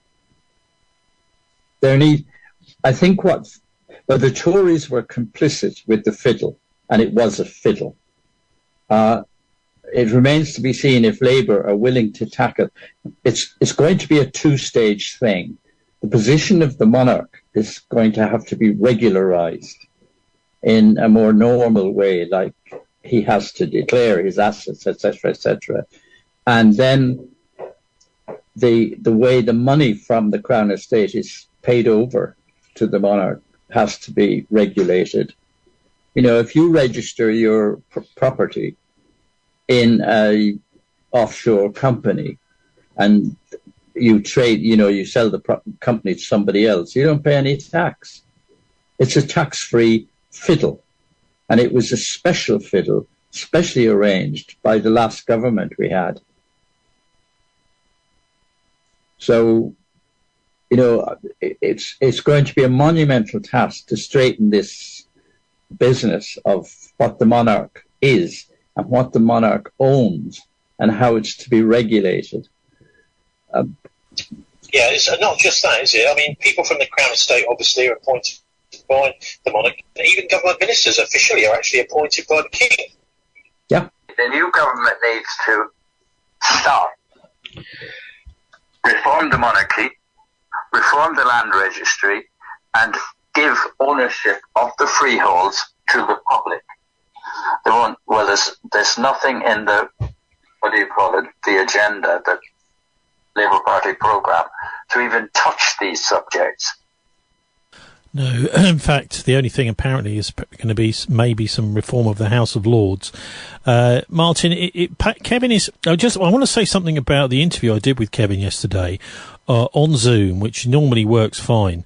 And as soon as we got to the bit about the appointments of what power the king has to appoint people in this country, that is to say, judges, army officers, police chiefs, government ministers, and various others, then everything sort of went wrong. And Kevin, as in the middle of speaking, suddenly his mic was automatically muted, and it was impossible to hear him from then on. So apologies for the problems with the sound quality there. I did eventually manage to get the whole interview, which I'll put up on our show page tonight at thisweek.org.uk, with a few little bits missing. just only short bits, but certainly got the sense of what Kevin was trying to say. So I'm suggesting that also, Martin, of course, the chiefs of GCHQ and the intelligence services are also appointed by the King, and in fact, he's the patron of all these organisations too nowadays. So he takes a great deal of interest. In fact, one of the other organisations that he's involved in appointing people to is the BBC. Now, we're supposed to believe that actually it's the government that appoints these people, but we've got a very pliable government now who will just give a list of people to the King, or take a list of people from the King, and then they will decide amongst one of the people that the King wants to be in charge. And I know, I don't know what you make of the Martin, of the situation with the Crown Estate, but certainly the King seems to be, to me, a fascist who's actually wielding an immense amount of power these days. It's something that his mother was much more sort of laid back about these things and would let the government take the lead. He now seems to be implementing much of his people into these positions. So, for example, bringing back Ed Miliband. This is something the Labour Party's done, but it's something that the King thoroughly approves of because they're best buddies. So, anyway, what do you make of the Crown Estate initially? Well, I mean, the Crown Estate is an absolute anomaly, as pointed out by Kevin. Clearly, there should be something done about that. If you think about it, if they paid the death duties on the Crown Estate, that would have given the Labour government loads and loads of money to spend on, I don't know, social housing, invading Ukraine. Public sector pay, for example. Yeah, public sector pay. So, this is not trivial, is it, when they get away with that? And, of course, if we are going to pay the Crown to do the job it does for the rest of us, then why should they have the Crown Estate as separate from the rest of the... I mean, ultimately, I would want to abolish the monarchy, and the Crown Estate should simply be taken into the public sector, and he can go off and find a job somewhere, probably being an old farmer. Yeah? What about that for the future? But, of course, that's not going to happen, and we all know why, because that's not the way the world is. Keir Starmer is not going to do that.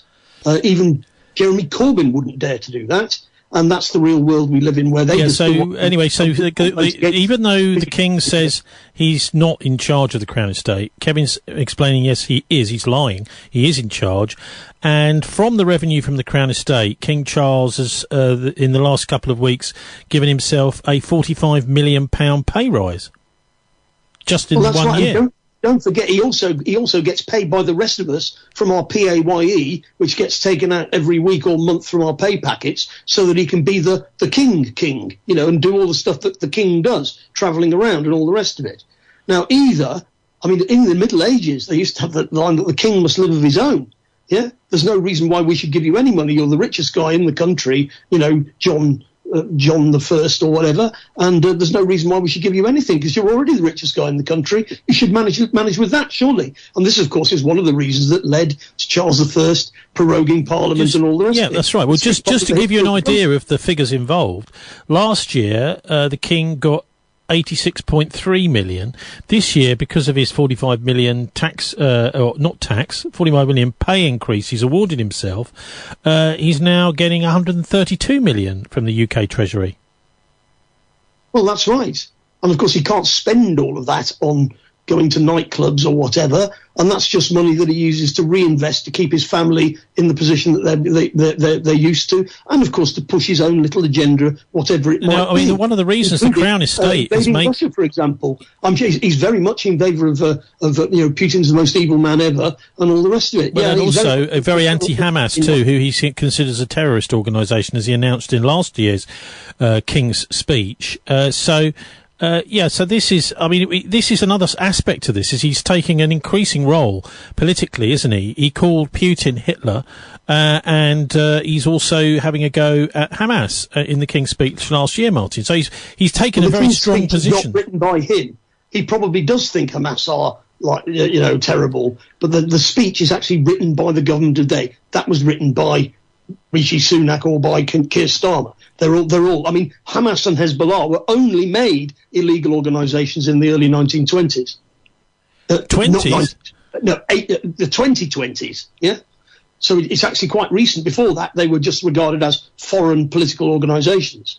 So the idea that they are terrorists is a relatively recent innovation. So one of the big things in the Crown Estate, which I didn't go into with Kevin, but I mean it's quite clear on the article which I'll put up on our show page at thisweek.org.uk, is the massive increase in the success of offshore wind farms, because he owns the entire seabed, and every time there's one of these offshore wind farms, which is part of the government's programme. Are you sure that Starmer and the Labour government wrote the King's speech, Martin? There's a big thing in there by the King about how they're going to increase all these offshore wind farms, which specifically and personally benefits King Charles.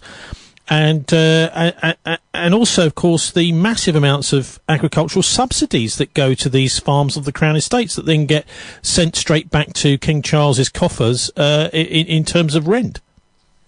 Well, that's right. And, of course, he also owned the rights to the North Sea oil. It was only became clear relatively recently that he did own the continental shelf around the country. I just presumed it belonged to us, but apparently it belongs to him. So he must have been taking rents from North Sea oil when that was all going on. Well, I mean, the agricultural subsidies. I mean, do we need agricultural subsidies now we're outside the EU, Tony? I mean, farmers should just make their own living. Maybe he'd just have to make his own living, get behind the tractor and see if you can make a living. King Charles. No, you're not King Charles anymore, just Charles Windsor. We've taken the Crown Estate off you. You don't have to do any work for us anymore because we've got we don't bother having a king anymore, and you can go and be a farmer. But you'll find it's very hard work without subsidies, as many farmers are finding out. Well, there is this rather wonderful group called Republic, which is very critical of the Crown, particularly of Charles personally. And what we find, Martin, is that the MI5 and the anti-terror police do these kind of swoop raids. As soon as there's any event which Republic might turn up at and wave some banners in front of the TV cameras, then they're basically arrested before they've even done anything. Well, that just goes to show, Tony, the repression of the political opposition here in Britain, which means all of our elections are invalid because of the repression of the political opposition. There's loads of people who've got positions against Starmer and against the King, but they get persecuted and pushed into prison and messed around with. It's far worse than Russia, isn't it? Where in actual fact you've got lots of different political parties. The Communist Party being the main opposition party in Russia, who are pushing Putin to take a harder line. Mironov, who's the head of Fair Russia, this week was saying if they're going to start bombing the Zaporizhia nuclear plant, we need to assassinate the people making those decisions. And Putin is saying, well, Putin's saying nothing. But that's what the pressure Putin is coming under from the opposition in Russia, is that we need to take a harder line with people like King Charles, Starmer, Biden. These people, we need to start topping them. Now, that's not what Putin's saying nothing. But talking about whether we have free elections or not, how free are our elections? And the answer is not very free at all. You're absolutely right. Particularly with the suppression. If Putin had got 50% in the first round, it would have gone to a second round. Particularly with the suppression of Galloway's Workers' Party in the last election was absolutely horrendous. Well, that means we don't have to accept the election results at all, do we? Yeah, I mean, for example, not even listing them. When newspapers are printing lists of candidates, Galloway's Party's not even mentioned by the newspaper, even though they're standing candidates. They stood 150 candidates, and many of them were just got no press coverage whatsoever. So that's a way of making sure. In other words, according to the argument made earlier, there's no legitimacy to British elections at all. And foreign states don't have to recognise our government as legitimate. And, of course, they can call for the assassination of the leaders of our state, as Western politicians frequently do of the leaders of the Russian state. You can see the Russian middle class ain't very happy with this attitude towards them. And they're quite powerful these days. They've got one, a big middle class. They never used to have one. They've got one now. And they know everything we do. They all speak English. They watch all of our TV shows and radio shows. They travel. They know what goes on. But people in the West, they don't know what goes on in Russia. Most of them have never been there and got no idea what modern Russia's like at all. Election fixing, people are worried over in the United States, Martin, about this. I noticed on the PBS channel, since you're talking about whether elections are free and fair or not, voting experts in the states are warning of serious threats for the 2024 presidential election from election equipment software breaches. An effort to access voting system software in several states and provide it to allies of one political party or another as they sought to overturn the results of the 2020 election, has raised serious threats ahead of the presidential contest, according to a group of experts who urged federal agencies to investigate. Well, I'm not sure if that's much point in the federal agencies investigating it, because they're part of the people who are fixing these elections. The letter sent by nearly 24 computer scientists, election security experts and voter advocacy organisations asks for a federal probe and a risk assessment of voting machines used throughout the country, saying the software breaches have urgent implications for the 2024 election and beyond. The breaches affected voting equipment made by 2 companies, together count over 70% of the votes cast across the US, according to the letter. I'll put a link up again to that one on our show page at thisweek.org.uk. It sounds to me, Martin, like they're saying basically these US elections that are coming up, they could fairly easily be hacked. Well, it wouldn't be the first time if that happened. Elections in the US are organised on a local level, and local bosses often fix things. Like Texas voted for JFK and Lyndon Johnson, because Lyndon Johnson was the big boss in Texas, and he made sure that Texas went Democratic, which is why he was put on the JFK as his vice president. So fixing elections is as American as apple pie. I'm slightly changing the subject, but not. There's all this stuff about how the Venezuelan election was supposedly rigged by Maduro, although in actual fact their election system is far superior to anything that we do in this country or in the United States, and he won 51% of the vote, and he is the elected president. And of course the Western powers immediately started saying it's a fix, it's a fix, it's a fix. But I don't think it is a fix, and you can't take anything they say at face value. They lie, and they lie, and they lie, and they lie, and they lie. They said that Nicaragua's elected government wasn't elected because it's led by Daniel Ortega and the FSLN. But they did win, and the Western powers encourage people to go out into the street and say, no, they didn't win.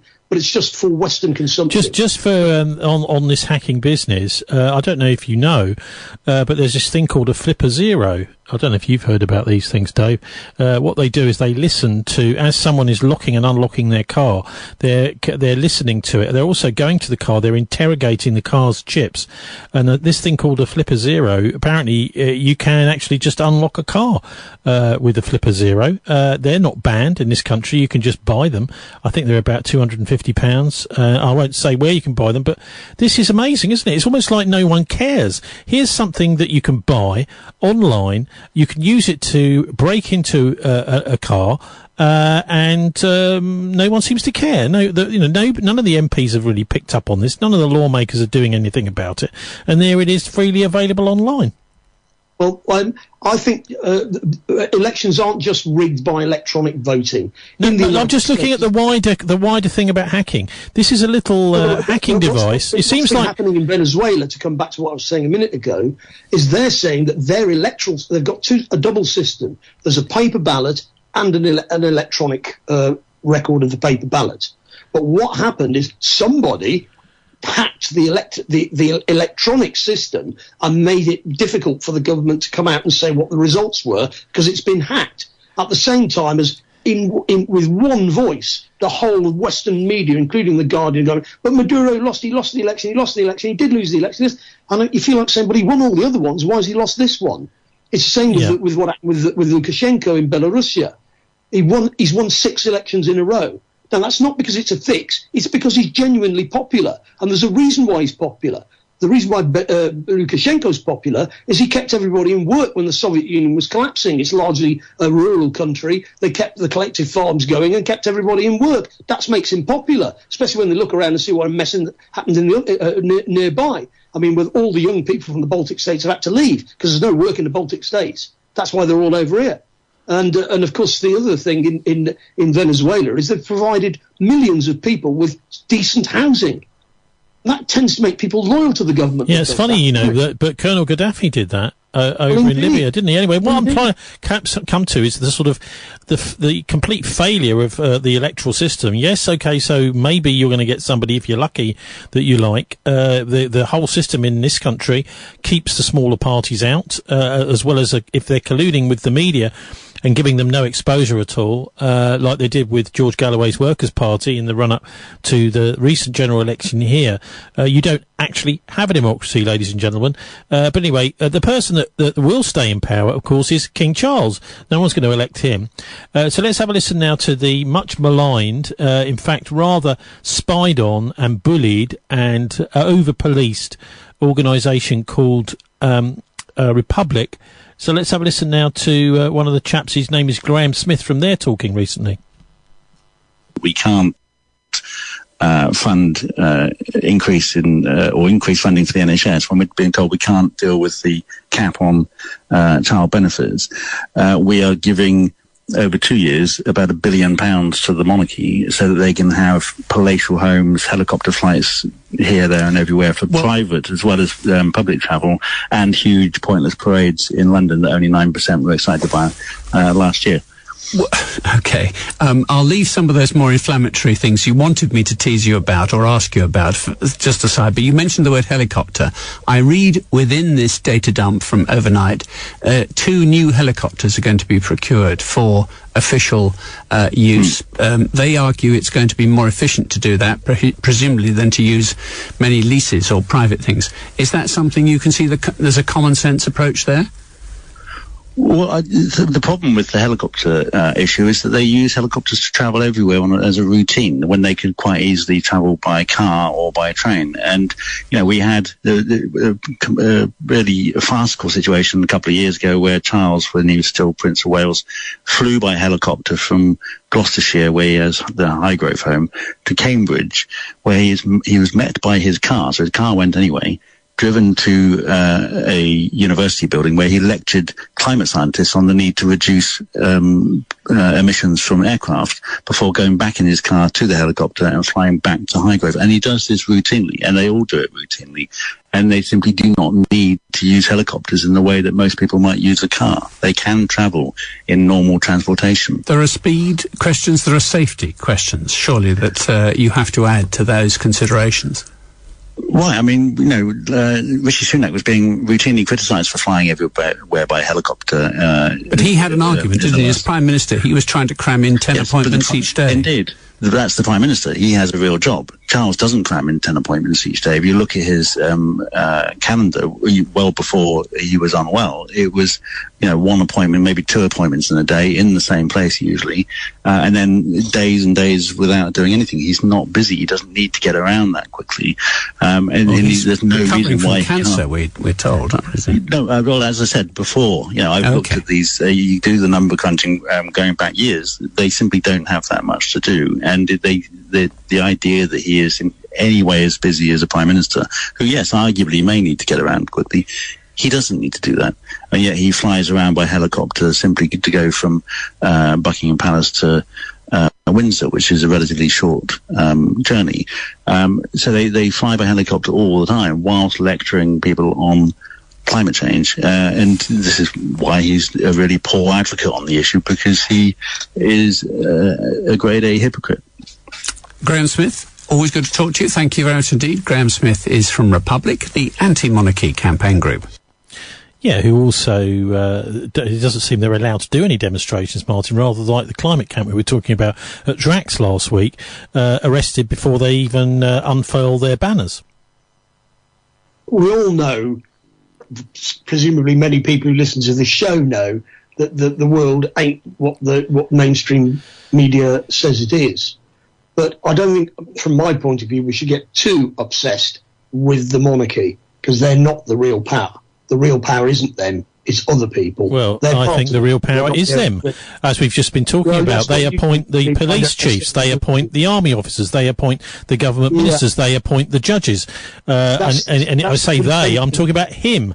King Charles, and as I don't know if you remember from last year, where there was that ridiculous situation at the Cenotaph, where King Charles marches into the Foreign Office after the ceremony's finished, followed by David Cameron and Rishi Sunak, and the next morning it's announced that David Cameron is going to be our Foreign Secretary. Seems to me that this guy is absolutely decided he's going to be in charge and he wants to run things. So Anyway, David Halpin, I spoke to him a couple of weeks ago, and he had some interesting things to say about, he doesn't believe that King Charles has cancer. There are certain obvious red lines, like, for example, a death certificate must be signed by a doctor. Yes, well, that's different. That's changed since our legislature, the House of Commons, has passed. Meant to be with the sunlight clause. There's meant to be an end to it. Meant to be discussed again after 2 or 3 years. But I understand that the certification for cremation and death certification has changed. And a dear friend whose partner died yesterday, just over a day and a half ago, actually, the death certificate has been dealt with by a nurse from the hospice dealing with people who come to the end of their life, and the cremation certificate, I understand, can be partly signed by the funeral director. I think that's what she said. I can't believe it. It used to be 2 doctors, and as a young doctor, I had to sign, I don't know if it was part 1 or part 2, I can't remember, but we had to see the corpse, and I was taught by a very good forensic pathologist I now know, a fellow called Mant, Keith Mant, who had been lecturing us about 6 times on forensic medicine at St Mary's to my year group, qualifying in 1964, and Mant said that you must see the whole of the body. So when we went to the mortuary, the technician would wheel out, they'd draw out the metal beer, so to speak, and then they would take the gown off the corpse so we could examine it. He might even turn it over. And the reason why Mant showed it, he showed a slide of someone who'd had the cremation certificate signed and passed, and when you took the gown off, there was ligature around the neck. It was concealed by the gown. So if you want to turn the body over, is that a job for the mortician or for the doctor? Mortician. The mortician will do that. You say, can I look at the back? Do you see? You see, things like this, you see, and it applies to the Kelly case as well. I can go into the detail of that.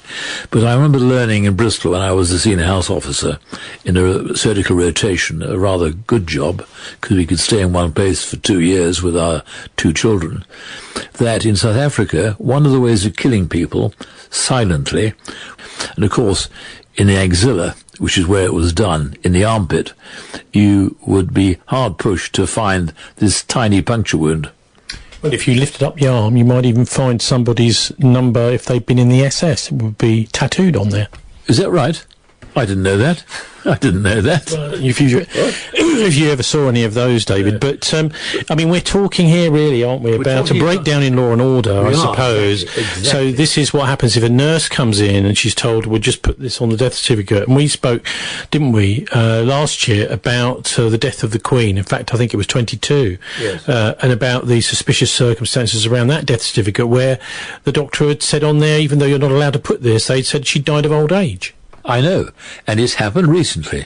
Here, in this parish, 300 yards from where I was sitting, a lady died. I won't mention her name now. She was quite elderly, but she was very sharp in her mind, a bit awkward of personality, but she had a cancer. She'd been jabbed, she'd had the boosters as well, and I'm pretty sure she had a bone marrow cancer. The plasma cell tumour in her spine. She called me in desperation because she wasn't getting any help from the practice.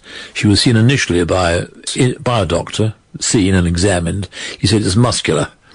Her pain continued in her spine when she moved sharply, and she then had 3 telephone conversations about analgesia. You find this is happening. People are being advised to change, perhaps to up the dose, or to have a more powerful analgesic, painkiller, and this was what was happening. So she called me after 3 weeks because she was in severe pain. So this is about dealing with the symptom rather than the cause. It's dealing in a mechanistic, remote way, arm's length way. It is not what doctors are about. Doctors should see a patient face to face, and when they examine a patient and put their hands on a patient, that actually helps the healing process. Patients feel lightened by having a doctor touch them. That helps. And they also help by having a doctor concentrate his whole attention on the patient. Sometimes in my clinics in the health service, people will say to me, it's very easy talking to you, Mr. Halpin. So that's music to my ears. because I was listening to them. And in listening, you can make the diagnosis, like I said, in 2/3 of cases, without any blood tests or scans or the rest of it. Now, this lady, what was her death certificate? How was it signed? Remotely, I think. You know what it said? Frailty due to old age. If I put that down on death certificate, if I put down old age, when I did it once actually as a young doctor, probably in the hospital, probably as a house physician or house surgeon. And that's really, you're saying, I don't know why this person's died, isn't it? They were very old and frail, which is what they said about the Queen, really, effectively. But the thing is that would not have been tolerated. The registrar of deaths would have phoned me up and said, it happened to me. You cannot put that down. You have to have a diagnosis like bronchopneumonia. Now, my friend, house partner, friend of mine too, he died yesterday, probably with bronchopneumonia. But he had congestive cardiac failure, that would have been as well on the certificate, and probably also, it may have been that he added a tumour. He was wasting to a degree. But we're dealing with a mechanistic, careless approach, and I say that to care is the most important characteristic of any worthwhile society, and to generalize, people care less. And I wanted to speak today briefly, Tony, about the fact that we have become inured to the fact that no one is accountable, no one is ever brought to the bar. I've been reading John Pilger's book. He wrote so much, as you know, and made about 70 films. He died about 6 months ago now, and sadly he was sucked into the COVID thing as well. Did you know that? He was promoting it. Okay, but before we talk about Pilger, let's just go back to the Queen for a moment, because it was very disingenuous, and in fact it's a lie to say that she died of old age. She was being treated for something, quite clearly. She had marks on her arm that showed that she'd been being treated in some way. She had had blood tests taken, hadn't she? She'd had blood taken. She had, I think, we discussed this, she had bruising or something similar above her right wrist, and we imagine that she had some blood tests taken. She was being attended by a GP who they favoured in the Balmoral area. I forget his name now, but he signed the death certificate. But that certificate, which I think used the term old age, would not have been tolerated when I was a young doctor. Well, it's another aspect to all of that. I mean, because I think there's something has to be said about all this, is the way that the previous king, George V, I think it was, who was succeeded by Edward VIII, the Nazi king, he was his doctor, it was published, I think it was in the 1990s, in his doctor's memoirs, he made it quite clear. Well, Edward had encouraged me to dispatch him because he was a sort of in the way kind of character. He wasn't well. You told me that. He wasn't well. But this thing is known in the royal family that if there's an elderly royal that's in charge, and the new kid on the block, in this case Prince Charles, now King Charles, comes along, it's not unheard of for them to just say, well, can you just get her out of the way? Well, but I thought his appointment was very long delayed, wasn't it? And now he has cancer. We have also spoken about the possible doubts over that, but he's now off to Samoa with cancer, and along with Camilla too. So I look at that whole business and think, well, look, you don't really like doing these public duties. The cancer is quite a handy cop-out. He doesn't look to me like a chap with cancer. His daughter-in-law does.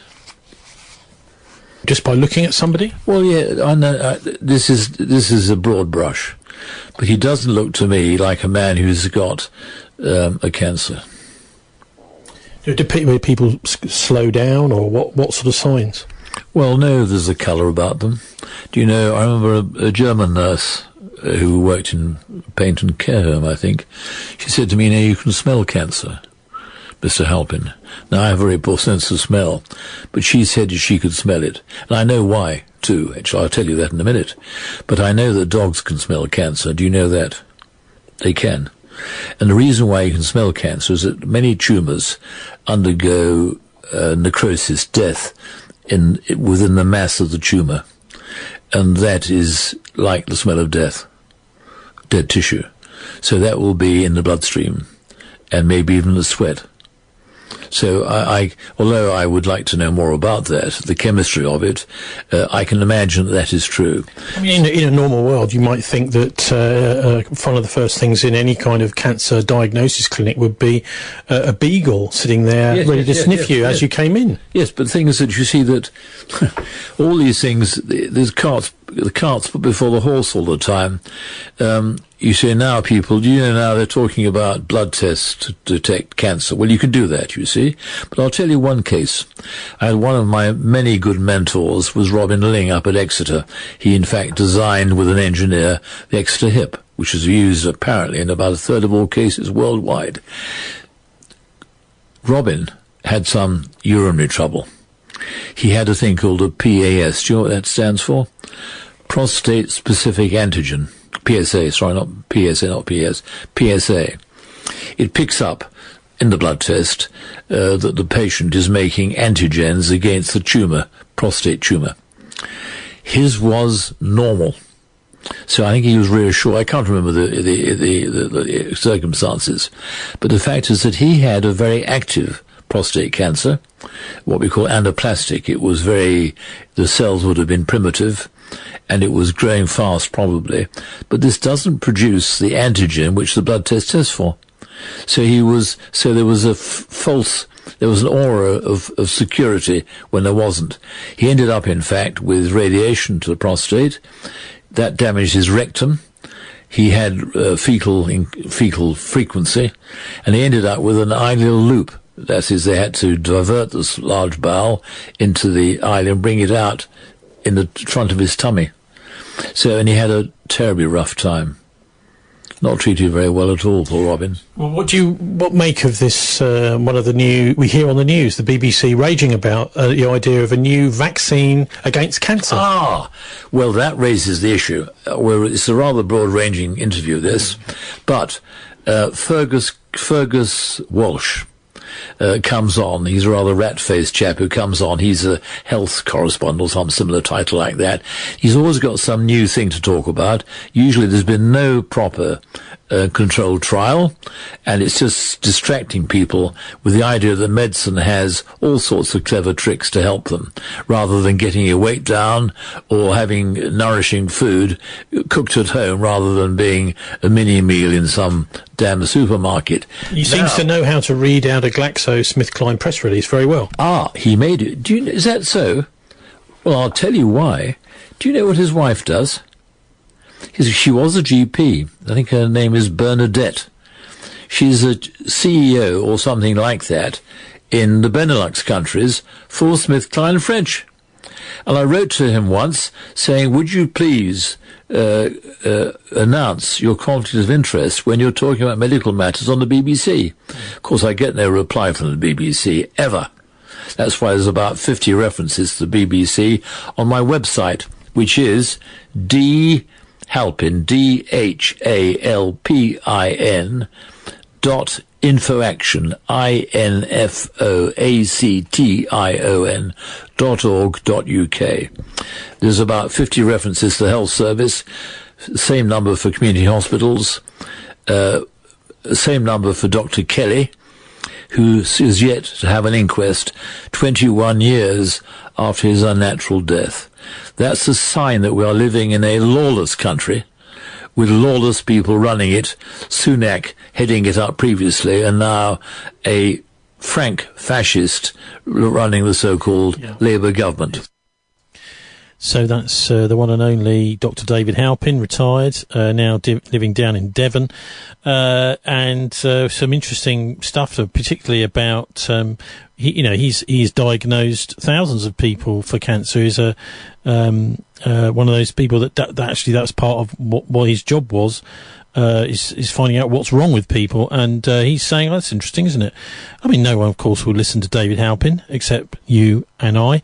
But I suppose his main point, Martin, really is about the demise of healthcare and things like basic changes to the rules about death certificates and inquests.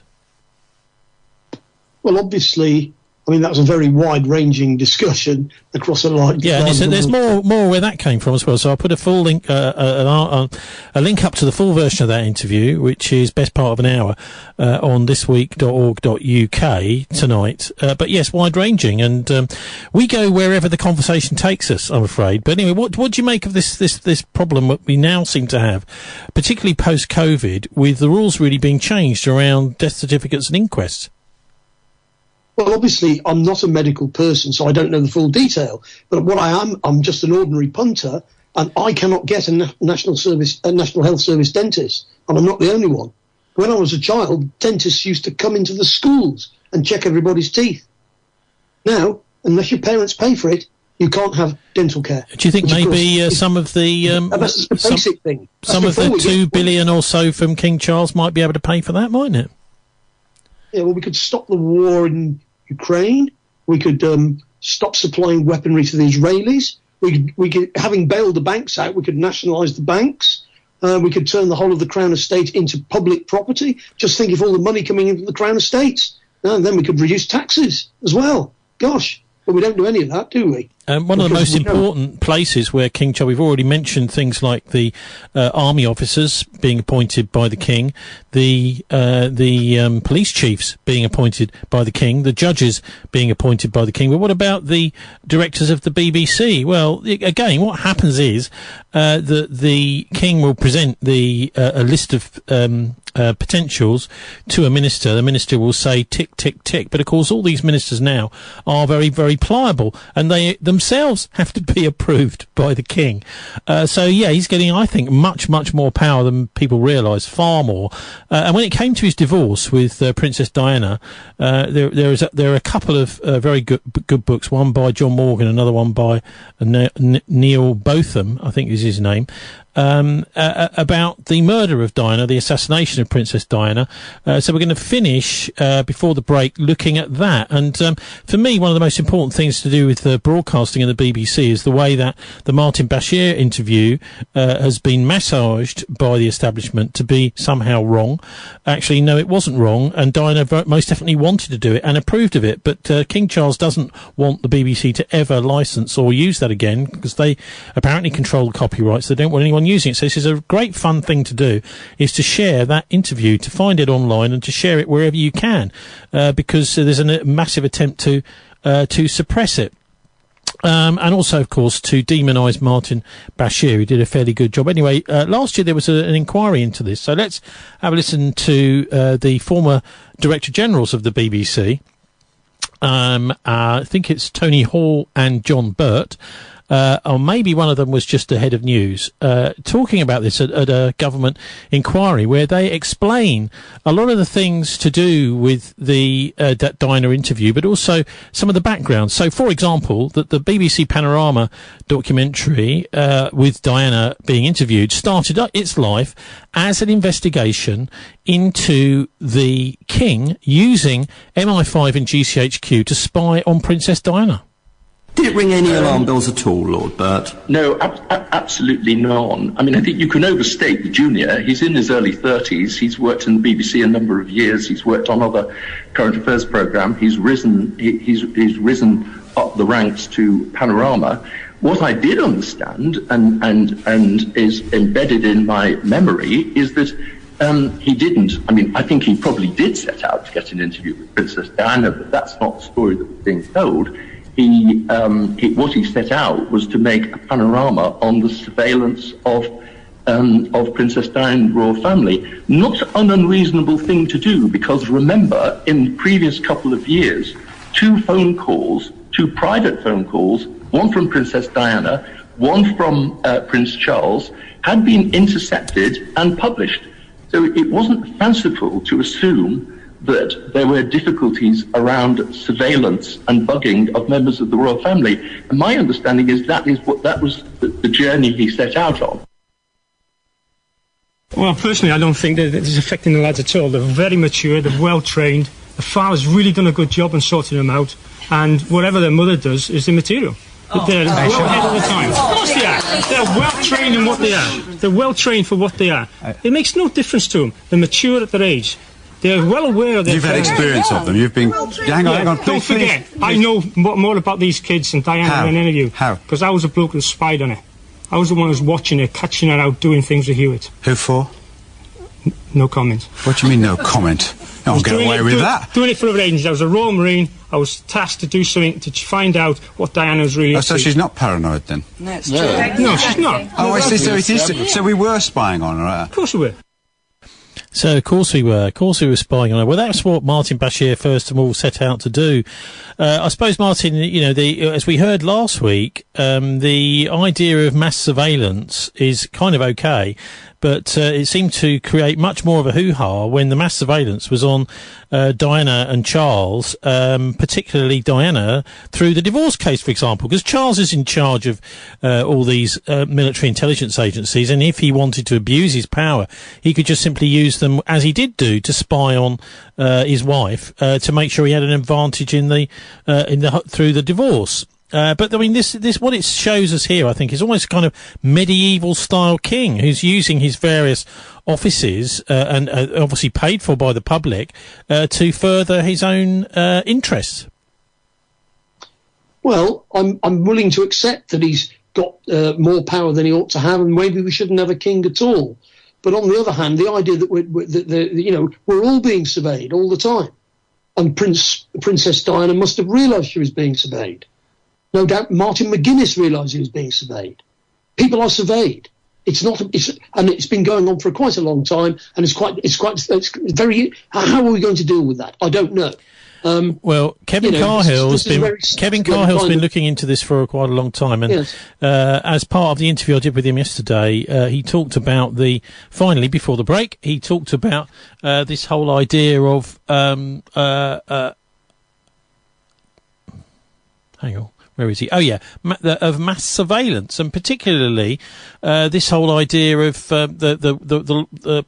the lawsuits against Google and his own lawsuits, which apparently are being picked up now. The mass surveillance in the UK is criminal and unlawful, and you're hearing it here properly for the first time.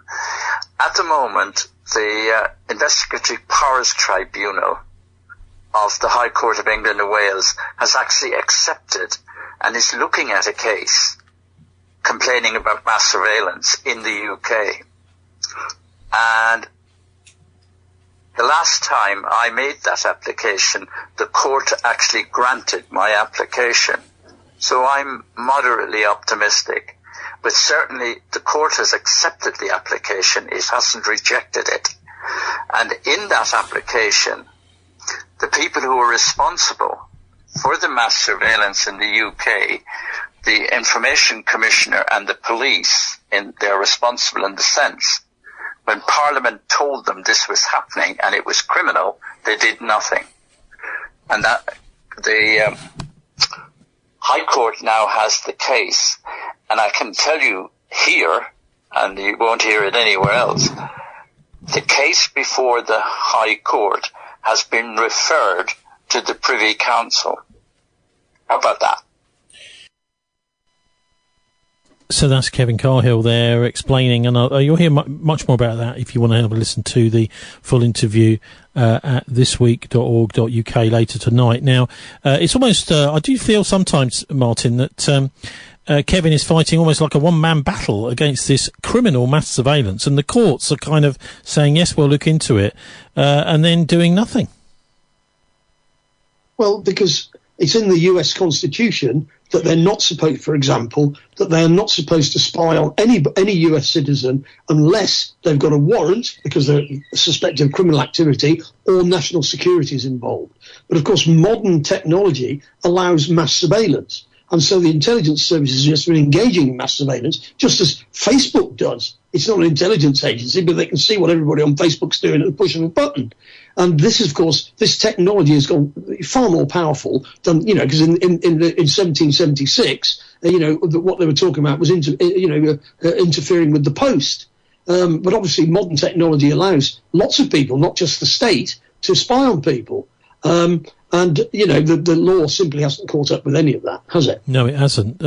Just before the break, Susan Wojcicki former YouTube chief, died aged 56. She was the person ultimately responsible for closing down my public inquiry channel, which had been putting on their warnings about the potential problems, particularly with the COVID vaccines. So the censor has died at age 56. A lot of people suggesting that she's died possibly because of her jabs that she's had herself. Anyway, certainly very, very early to die. A post by her husband, Dennis Tropper, said she lived with non-small cell lung cancer for 2 years. He gave no other information, including the location of her death. So we know very, very little about where she's died, but certainly extremely sad to see someone dying so early, and certainly somebody who's been so instrumental in censoring medical information on YouTube. We shall overcome. We shall overcome. We shall overcome someday. Oh, deep in my heart, I do believe we shall overcome someday. We'll walk hand in hand. We'll walk hand in hand. We'll walk hand in hand.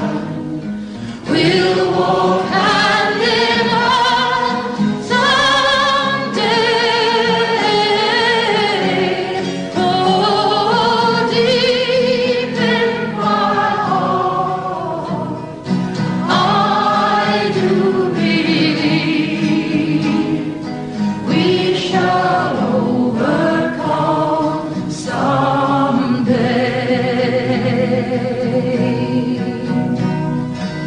The truth will make us free. Truth will make us free. Truth will make us free. Truth will make us free someday. Oh, deep in my heart, I do believe we shall overcome someday.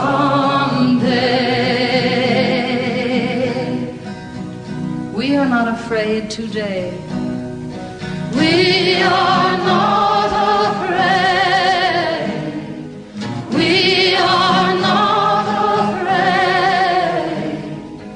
We are not afraid today. Oh, deep in my heart, I do believe we shall overcome someday.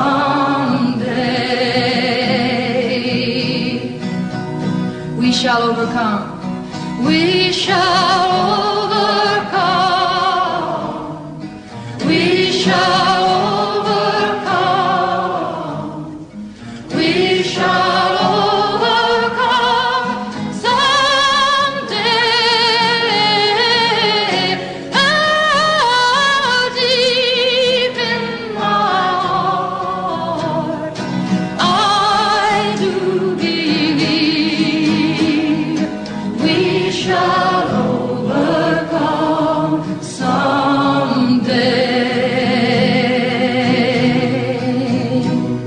Thank you.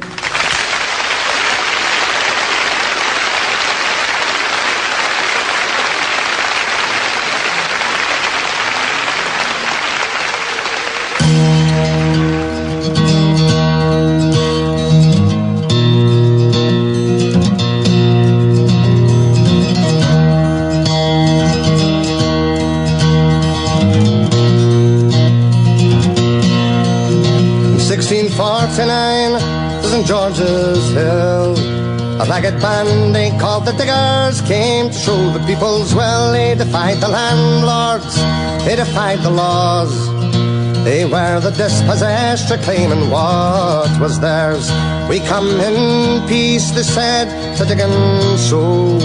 We come to work the land in common and to make the wasteland grow. This earth divided, we will make whole, so it can be a common treasury for all. The sin of property we do disdain. No one has any right to buy and sell here for private gain. By theft and murder they took the land. Now everywhere the walls rise up at their command. They make the laws to chain us well.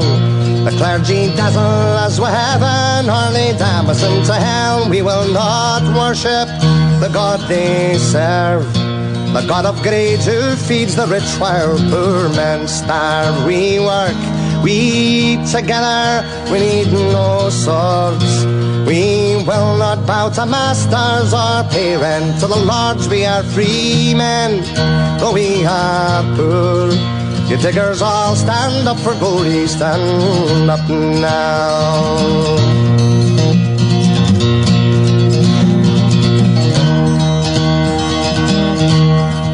From the men of property, the orders came. They sent the hired men and troopers to wipe out the diggers' claim, tear down their cottages, destroy their corn. They were dispersed, only the vision lingers on. You poor take courage, you rich take care. The earth was made a common treasury for everyone to share. All things in common, all people one. We come in peace, the order came to cut them down.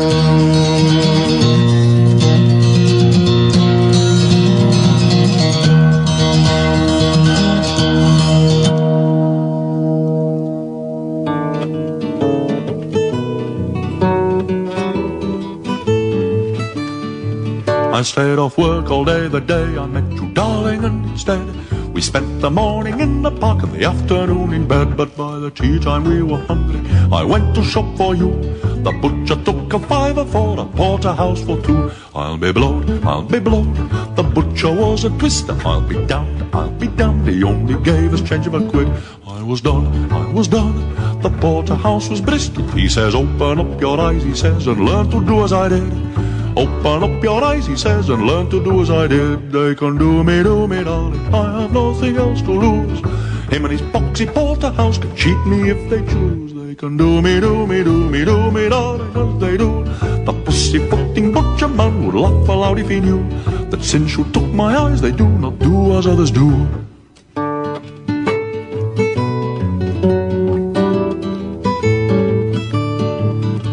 The day before your birthday I was miserably broke, mooching up a guinea when this military bloke comes up and says he'll give us a sub to buy a flower or two for you. He hands me down a shilling and I signs an IOU. I'll be blowed, I'll be blowed. The soldier was a scoundrel, I'll be damned, I'll be damned. And the shilling was a dud. I was done, I was done. I joined the sorting army with the rifle in your hand. He says you'll do as everyone would. A rifle in your hand and you will do as everyone would. They can do me, darling, I have nothing else to lose. Him and his piffling rifle can dragoon me if they choose. They can do me, darling, they can do me as they do. The scoundrel of a corporal would chuckle if he knew that since you held my hand it does not do as others do.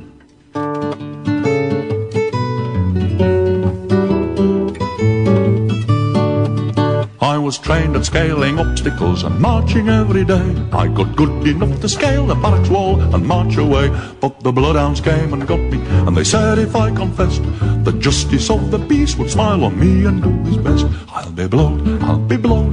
The magistrate was bogey. I'll be damned, I'll be damned. He usually gave a year or two. I was done, I was done. He did his best to give me 20. With a chain about your feet, he says, you'll do as others do. A chain about your feet, he says, now do as others do. They can do me, darling, I have nothing else to lose. Him and his petty fogger, he can shackle me if they choose. They can do me, me, darling, as they do. The tricky old juridical would snicker if he knew that since you kiss my feet, they do not do as others do.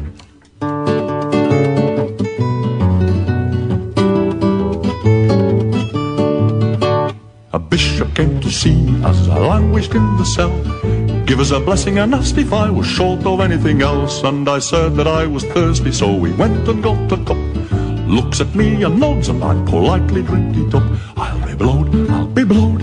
The bishop was a rascal. I'll be damned, I'll be damned. And him a bishop, if you please. I was done. In the cup was holy water. You're a Christian now, you are, he says. So down upon your knees.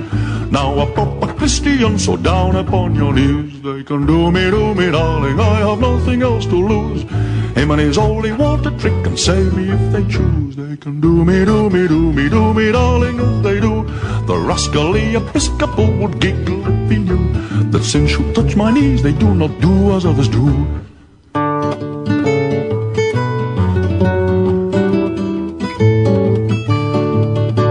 And then a bony angel with a hammer and some wings came and said that I could see you again if I went to live with him. So I said yes, and so he hit me with his hammer a time or two.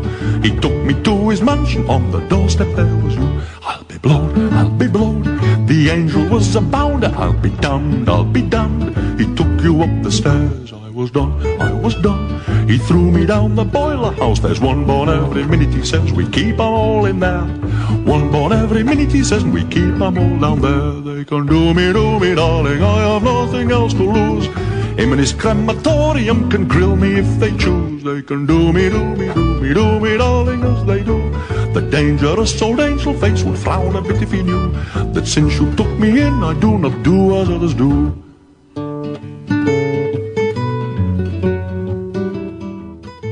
Yeah, well, they don't make them like that anymore. That's Jake Thackeray, 1973, I think. And before that, we heard Dick Gaughan, The World Turned Upside Down. At the start, it's Joan Baez. That was from the 1960s, I think 64 or something.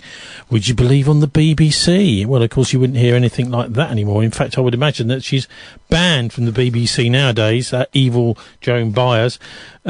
Anyway, welcome back to Not the BCFM Politics Show with Irish Republican Labour activist Martin Summers and me, Tony Gosling. I think we better start, Martin, with this business over in Gaza. I mean, it's been particularly horrendous, but you know there has actually been here in Bristol some action against it, which is this ram raiding of the Elbit headquarters up at Filton here. Maybe we could just start by looking at that, because there's just been more announcements today. 3 more have been charged over the ram raid attack on Elbit systems. So that's just popped up in the Bristol Post today. 7 have already been charged, and a demonstration of supporters for what are now being called the Elbit 7 is happening tomorrow on Saturday in the city centre. The Filton 10, I think they're now calling them, so there's been more arrests. Anyway, what do you make of this sort of action? The idea that, you know, you're going to ram your way into a Elbit factory here in Bristol. It could be potentially counterproductive, maybe. I think that's what worries me about this. I mean, we had our friend Martin on earlier talking about the Committee of 100, and of course the mainstream CND always kept their distance from the Committee of 100. The Committee of 100 engages in direct action. Mainstream CND just lobbies MPs and marches and protests. And there was a kind of division of labour there, if you like. And I suppose that's the same sort of thing we've had with the Palestine Solidarity Campaign and its allied forces, you know, Muslim Council of Britain, CND again involved. But the Palestine Action is a non-democratic structure. You know, you can join it, but, you know, those who aren't part of it don't get any say in it, and it's not quite clear how they make decisions.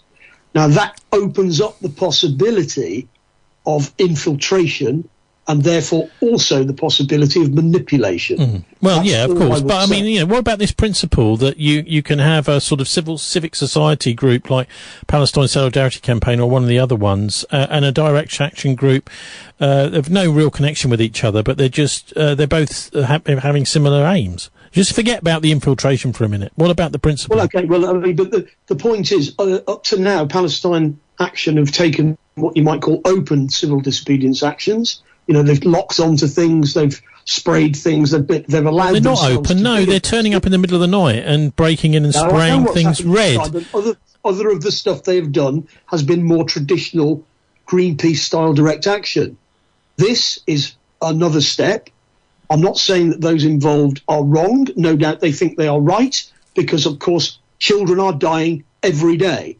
And maybe it's enough now. What about this idea that what they're doing, what they're doing is defensible because they're stopping a greater crime? Well, that's presumably what they will argue when they get to court. They probably won't be allowed to argue it. But anyway, look, the latest is that three have that's all what been they will try to charged argue, with but criminal that's what damage it is. and aggravated burglary. One has also been charged with violent disorder in connection with the action at defence technology firm Elbit System in Filton, North Bristol, early this month. The three joined 7 others who've also been charged following the action on August the 6th. Now, I suppose, aggravated burglary, really? Well, I mean, there's some other Palestine activists who've been charged with terrorism, not in Bristol. You can see that the state has got quite a number of different ways to try and approach this in terms of what it's going to charge people with. We'll have to see how this plays out. I think, in the terms of general public opinion, the police, as you say, as you mentioned last week, said that they came with sledgehammers and weapon, tools to cause damage, criminal damage, but they also had a whip. And you can't cause criminal damage with a whip. That was just presumably to hit people with. But we don't. And there are some sort of. There's a bit of a whiff of complaints from the local police here. It says, despite happening in Filton, the investigation into the attack on Elbit Systems is being led by Counter-Terrorism Policing South East, which sounds like some sort of agency, but really, of course, it's connected with MI5. This anything to do with counter-terrorism and that Met is MI5. Their spokesperson said the Crown Prosecution Service, they didn't even give their names, these so-called government officials, the Crown Prosecution Service will be submitting to the court that these offences have a terrorist connection. Now, is this over-egging the pudding possibly here? I mean, is it terrorism to go in and smash up drones inside a factory? It is over-egging the pudding because there's perfectly good existing laws which don't include terrorism that you could charge people with. And, of course, the question has to be, are any of the people that rioted from the right wing, are they going to be charged with terrorism? Because if you're going to start charging people with terrorism, you've got to charge them evenly and fairly, as was supposedly went on in Northern Ireland. So if you're a loyalist terrorist, you get charged with terrorism. If you're a Republican terrorist, you get charged with terrorism. If you are Brigadier Gordon Kerr running the Force Research Unit, who's running agents in both the loyalist and the provisional IRA, you get charged with terrorism because the law is above all of that. But if you're going to charge one lot with terrorism and the other lot with criminal damage or, causing an affray, why the one lot get charged with terrorism and the other lot not? It's two-tier policing, Tony. That's what that looks like. Tomorrow, lunchtime in Bristol City Centre, there will be a demonstration in support of these people who've been arrested allegedly for committing these offences. So I'll put a link up to that on our show page at thisweek.org.uk. But of course, the main events of the week from Gaza are not the wonderful David Lammy having his little trip over there, but they are this horrific attack. What do you make of that? It's 100 people killed whilst praying in a school. Well, it's what the Israeli deep state is doing is they're trying to provoke a wider war so that they can drag the United States and Britain into that wider war. And people in Britain need to be very well aware of this. They're relying on the RAF at Akrotiri to bomb Lebanon for them. But, of course, as Hezbollah have made it quite clear, if RAF planes are used to bomb us, we are going to fire back at Akrotiri, the airbase that Britain has in Cyprus. Most people in Britain probably don't even know we have an airbase there. And, of course, the people of Cyprus do not want that airbase there. They fought a war against us in the 1950s to drive us out. And in order to get their independence in 1962, they had to accept Britain having an airbase on their territory. Now, I think somebody like Nigel Farage will understand this is a sovereignty issue for the Cypriots. It's a sovereignty issue. You cannot use our territory to make war in the Middle East. But we are. And, of course, if we do, then British military personnel are going to end up dead. And then, of course, Keir Starmer is going to turn around and say, well, we've got to go to war with Lebanon now. But I think he's going to find that most people in this country are not prepared to go to war to protect genocidal Israel, who are already in the dock at the International Criminal Court. Al Jazeera this week reported on the emergency meeting of the United Nations Security Council to discuss this hideous attack on the school while people were praying by Benjamin Netanyahu's army, the Israeli Defense Force. When it comes to Gaza, the contradictions of what the United States says at the United Nations versus what it does in Washington was laid bare during an emergency Security Council meeting in response to Israel's attack on Saturday at a school where Palestinian civilians were sheltering, killing nearly 100 of them. We mourn every civilian lost in this horrific incident and in this conflict.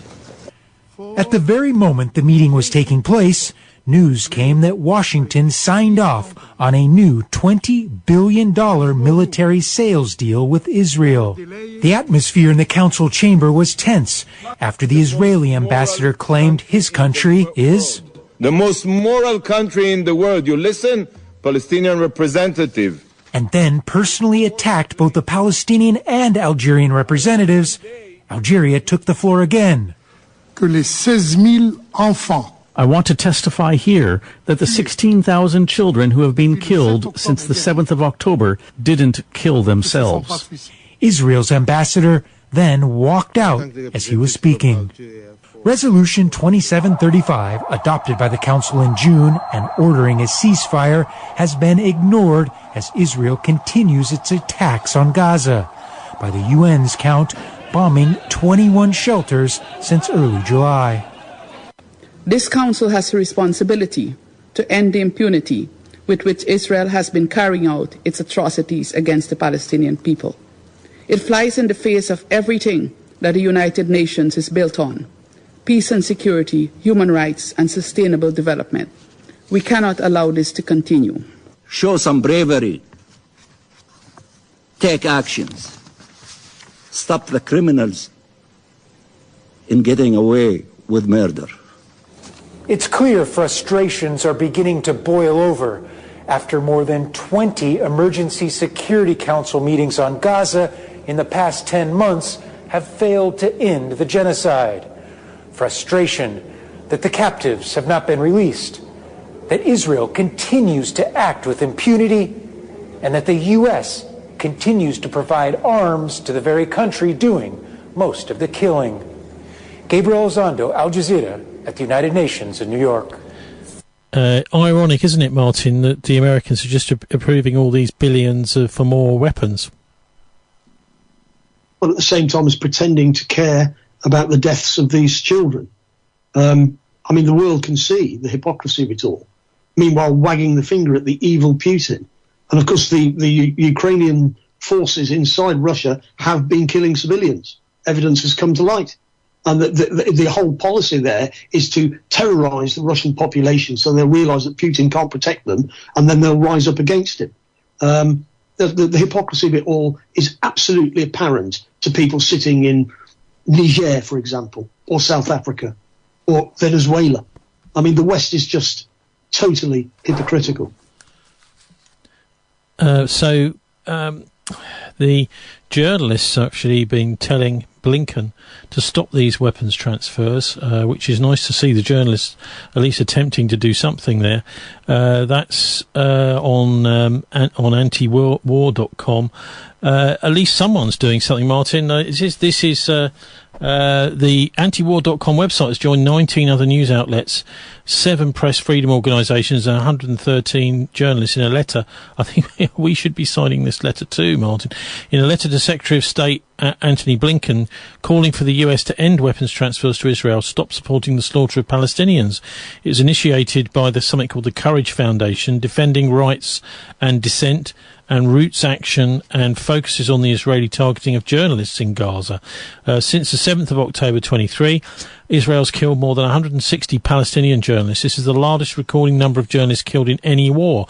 While Israel's indiscriminate bombing of the densely populated Gaza means no civilians are safe, Israel has also been repeatedly documented deliberately targeting journalists. The letter notes the mass killing in Gaza would not be possible without US weapons and support. So at least I suppose journalists are doing something. And our very own journalist we're going to hear from now is Wafa Al-Udaini. She sent me another report this week from Gaza itself. Hello everyone, this is Wafa Al-Udaini, Gaza-based journalist. I'm reporting to you about the latest update from the Gaza Strip. More than 10 months into the Israeli genocide, vast swathes of Gaza lay in ruin amid a crippling blockade of food, clean water, and medicine. The Palestinian death toll has risen to 40,005, with at least 92,400 injured, amid relentless Israeli attack on Gaza since last October.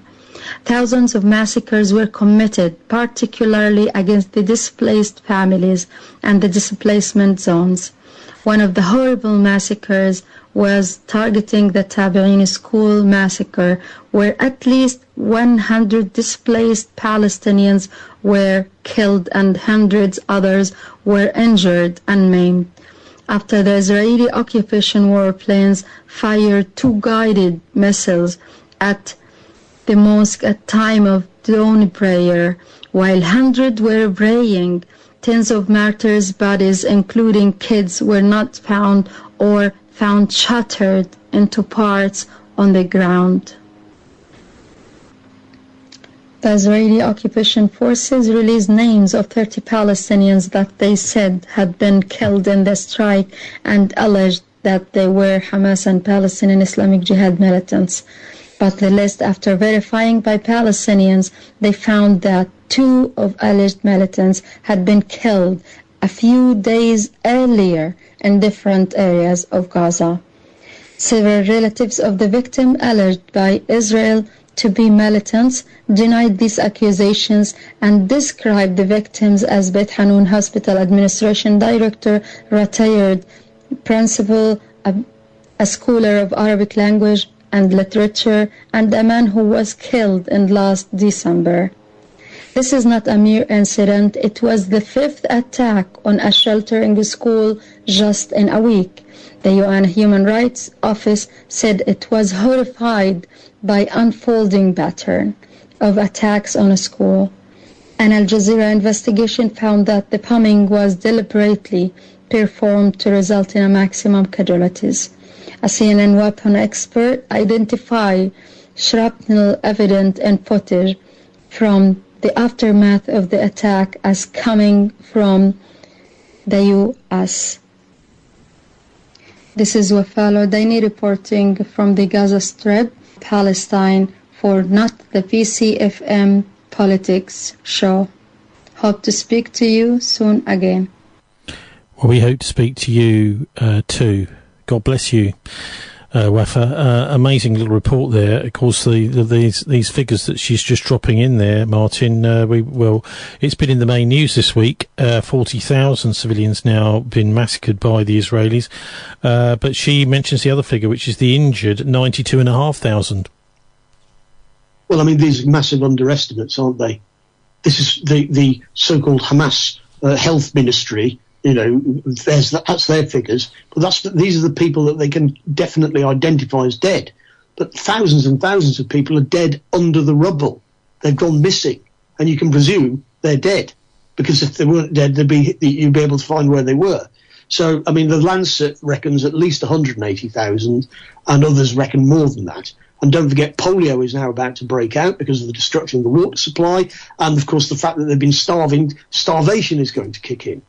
And our government is supporting the people who are doing this, and we're about to go to war with Iran and Hezbollah, who are fighting on the side of Hamas to try and end this thing. There's supposedly been negotiations in Doha today about a ceasefire, and I understand the Iranian government and the Hezbollah people have said if the Israelis agree to a ceasefire, we will forego any revenge for what you did to our people last week.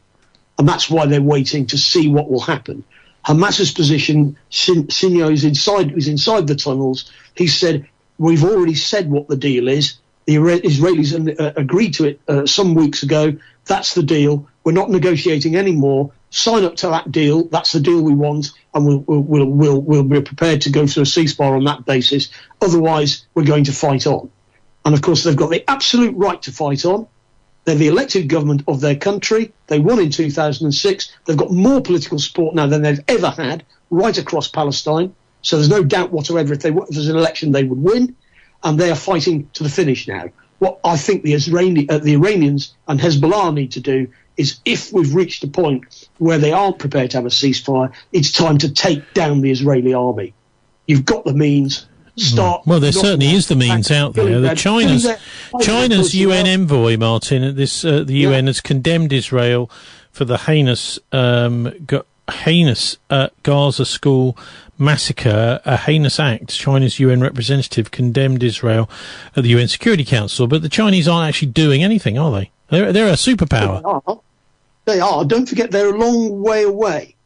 The Chinese army can't directly intervene in this. They've got people on the ground in Syria working with the Syrian Arab army, and they have had for a long time. They've got people in Iran talking to the Iranian military. Yeah? And if it comes to a fight, the Russians and the Chinese will back their allies in Iran and in Lebanon. And of course, we will back our allies, the United States, and we will fight on behalf of the people who are killing these children. And of course, that makes British military personnel and political leaders like Hania, who are, if political leaders like that can be whacked, and it's okay to whack political leaders like that, then our political leaders are absolutely fair game. Fair game. Yeah, it's the Al Tabeen school. The school is the Al Tabeen school. That's Tabein, where this horrific massacre took place. Now, those who were trying to clear up the bodies and to try and identify anybody that might possibly be saved and take them to hospital, etc., found that was a very difficult task, and that eventually what they had to do was just literally get body parts, put them in plastic bags and hand them to relatives, because many of the victims, many of them children, simply could not be identified, and even body parts couldn't be put with one another because they were just strewn all over the place, these people, in the dead bodies. It's maybe why Wafa, in the middle of her report there, she had to pause and send a second part of it, because it was so horrific for somebody who lives there to describe what's happened to these innocent people. Well, and it's quite deliberate as well. I mean, sometimes in wars, all wars, innocent people get killed, and it's not deliberate. It's just, collateral damage, as we used to say when we were bombing Iraq. It'll be for their own good in the end, but of course, this is actually quite deliberate, and they even openly say, I mean, Smotrich is saying we should starve them to death. Now, how much more do these people have to say before we realise what they're intending to do is kill all of these people, and we are supporting them. Now, what we should be doing is going to war with them, like we were at war with them in the 1940s when the state was created. The state of Israel was created through violence. That's the only reason why they got a state and why they were given one is because there was also a vote at the United Nations, wasn't there? With Victor, hang on a minute, Martin, you're interrupting there. You have to let me finish my sentences, please. I know you're being a little bit too on top. I know you're upset about this, but back in 1948, when the vote took place at the UN, what you had was Victor Rothschild getting the Russians and their related countries' votes to create the State of Israel, and then you got Nelson Rockefeller over in the United States telling Ben Gurion, the first Prime Minister of Israel, saying basically you can have vengeance against the Nazis or a country, but not both. I can only deliver enough votes for you to get this vote at the UN to create the State of Israel if you relinquish any claim to going after Nazi war criminals after World War II. So it was a whole nasty piece of work to get that thing through the UN as well. But at the same time, in fact, I think maybe it was the previous year, the Geneva Conventions were signed, aren't they? So the basic tenets of the Geneva Conventions are two fundamental ones. One is that you treat your enemy soldiers, once they've surrendered, well, and just stick them in prison camps, much of which, of course, happened on the Western Front in Second World War, and also, of course, that you protect civilians. Now, these Geneva Conventions, I think, in a way, what's happened is with this particular war in Gaza, maybe to a lesser extent in Ukraine, but particularly in Gaza here, the Israelis have thrown all of these decisions made after World War II with the Geneva Conventions out of the window. And the Radio New Zealand this week did a report on this. I didn't see much about the 75th anniversary of the signing of these Geneva Conventions anywhere in the British press, but at least Radio New Zealand covered it, and here's what they had to say. The idea was that we would reconcile the clash between military necessity and humanity to protect the vulnerable and stop unnecessary suffering. And this involves the principle of distinction, that we try to make a difference between civilians and combatants, and that when military use or force is utilised, it's proportionate to the objective that they're trying to achieve. Okay. In the Ukraine war, in Gaza, and the preceding October attack on Israel, there have been murder, mutilation, torture, the taking of hostages, rape, intentional attacks against civilian populations, intentional attacks against hospitals, schools. So can I return to that earlier question? What use of the Geneva Conventions if perpetrators can only be brought to book sometime in the future? That seems like diminished disincentive if these cases could take years and years to get to the bottom of, possibly. Well, if you look at something like the International Criminal Court, which began its work in 2002, you've had 11 convictions and 4 acquittals, which, to be honest, is not a lot of numbers. But it's not just about those people. It's also about getting the record straight for posterity and also hearing the voices of the victims. When the Ukraine war stops and some sort of peace is negotiated, can peace be brokered on the condition that war crimes can be absolved? We're in a very difficult point right now because the International Criminal Court for its first few decades focused upon African countries and not the larger ones. We're at the time now where we may have to make very difficult decisions because there's no chance of a peace with Russia if Mr. Putin's endpoint is a prison cell in the Netherlands. However, if we make an exception to this, you will find a very selective type of international justice coming into the future. Okay, so that's a difficult situation.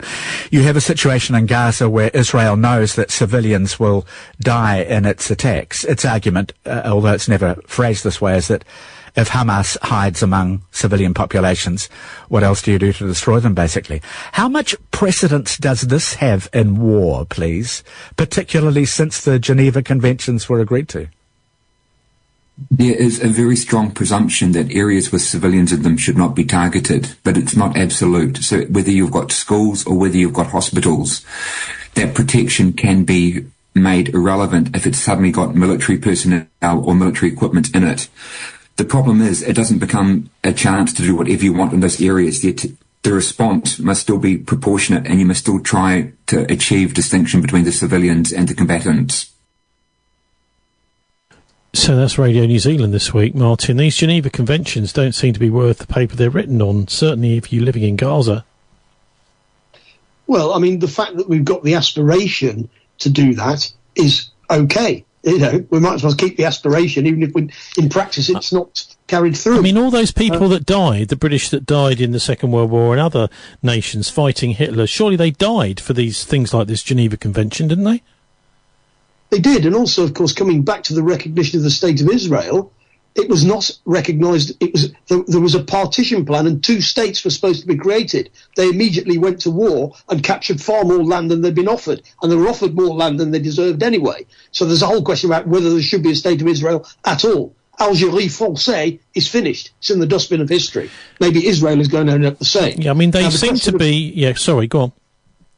The thing about the Geneva Conventions, look at the Bucha massacre.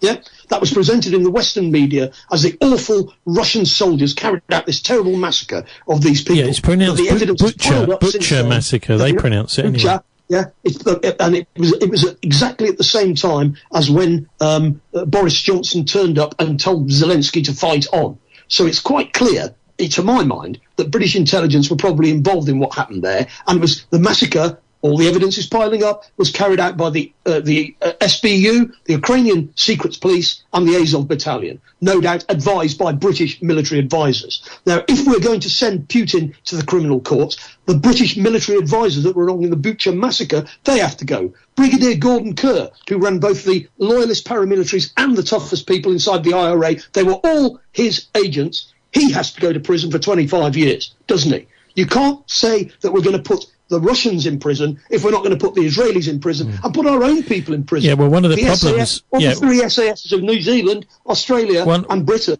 are involved in war crimes in Afghanistan. One of the problems... and their officers one of the problems with the International Criminal Court... Martin, one of the problems with the International Criminal Court is that you've got basically black African leaders being prosecuted. So it's just another thing from colonial days. In the world at large, that's how it's regarded. Yeah? What you do... But the International Court of Justice is separate. Anyway, that's separate. So, nothing else. Just looking at the evidence for what is this achieving for the Israelis, these breaking of these Geneva Conventions and committing all these war crimes and these horrific massacres, the United States is saying Israeli bombing Gaza will kill more civilians, but it won't defeat Hamas. US intelligence officials speaking in the New York Times this week said that Israel will not be able to defeat Hamas, and continue to bomb Gaza will kill more civilians. Some will, of course, kill hostages too. Some national security officials expressed surprise at how much Israel has degraded Hamas over the 10-month onslaught, but acknowledged that the Israel Defense Forces cannot prevent the Palestinian group's reorganization. According to the Times, Israel's achieved all that it can militarily in Gaza, according to senior American officials who say continued bombings are only increasing risk to civilians. Martin. Well, that's because you've got people inside the US government who are professionals, either diplomats or military, who know that Hamas has basically not been militarily defeated at all. But that's not the point from the point of view of the right wing in Israel. They just want all the Palestinians dead or expelled. They're quite clear. It's not even a secret. That's what they want. And that's why they're quite happy. I mean, somebody from the German government this week was saying that the killings in this school this week were justified because Israel had a right to self-defense. That's absurd. In actual fact, people in Germany who are supporting this, they need to be sent to The Hague. Yeah? Maybe they need to do 25 years in prison. And of course, at the end of the Second World War, lots of people in Germany were let off. Because, like Reinhard Gehlen, who used to head up the Gestapo, he heads up the BND, and therefore he's not punished at all. Stepan Bandera, who killed thousands and thousands of Jews and Poles and Russians, he lived out his life as a free man in Germany until the KGB assassinated him in 1959. Now, should the KGB be assassinating people? Probably not. But if you're not going to put them on trial, what's the alternative? Yeah, well, that's quite. I can totally understand that point of view. Anyway, good old Britain's Foreign Secretary David Lammy has been over now. He's right now over in Israel, apparently trying to broker a ceasefire. Although I don't think he's really going to get very far, of course, because he's not. Maybe he's threatening. Do you think he is, Martin, to say unless you do a ceasefire, we're going to stop allowing arms to go from Britain? Do you think he might be saying that to Netanyahu and his friends? Well, I have my doubts. I mean, he's not talking to Hamas, is he? Because they're terrorists, so we don't talk to them. So he's only talking to the Israelis. I think some people in the West, no doubt the British Labour government, would love to be a ceasefire so that this would all go away. And then they could just say, well, thank goodness that's all over. Let's get on with, keeping children poor. But in actual fact, that's not what's going to happen. The Israelis want a war, and they want us in it. And they're not going to stop because it's in for a penny, in for a pound as far as they're concerned. And ultimately, this is going to be a major war. As I said earlier, what needs to happen now is the Russian forces, the Syrian army, Hezbollah, the Houthi, or the Al-Nasrallah, and the Iranians, they need to start whacking the Israeli army and their allies. If the Americans and the British join in, whack them as well. No, don't go. Martin, just a minute, because surely this is it, Martin. This is exactly what the Israelis want. Well, it may be what they want, but it's what they're bruising for. So what we're going to do is going to lie down and let them do all of this, are we? I don't think we are. I'm not a pacifist. We'll be hearing a bit from Peter Ford in a minute, the former ambassador to Syria, see what he has to say about that. But before that, let's hear from our very own Foreign Secretary David Lammy over in Jerusalem. Well, look, can I say how important it has been to travel here and be here with my French colleague, Minister Ségourné, to hear and to bring a message here to Israel. I am pleased that the reports out of Qatar suggest that the first day of hostage talks has gone well, and it has been important to listen to ministers here in Israel and hear too from them that they hope that we are on the cusp of a deal. This is a war and a crisis that has taken so many lives across the region, and that of course begun with the most horrific of events on October the 7th.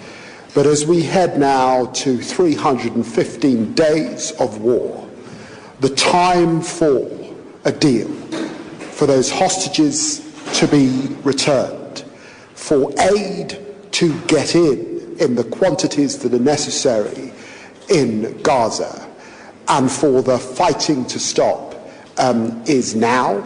And of course, that is the message that we have jointly underlined to ministers today, both in Israel and, of course, in the occupied territories. So that's Foreign Secretary David Lammy speaking of Bilderberger, of course, speaking of who, by the way, it was quite entertaining when we were in Bilderberg last year with Charlie, etc., to watch him trying to get into the Bilderberg conference with all these financiers and the NATO people, including the Secretary General Jens Stoltenberg in this hotel, this kind of Fourth Reich secret conference that Lammy was trying to get into, and they wouldn't let him in, Martin.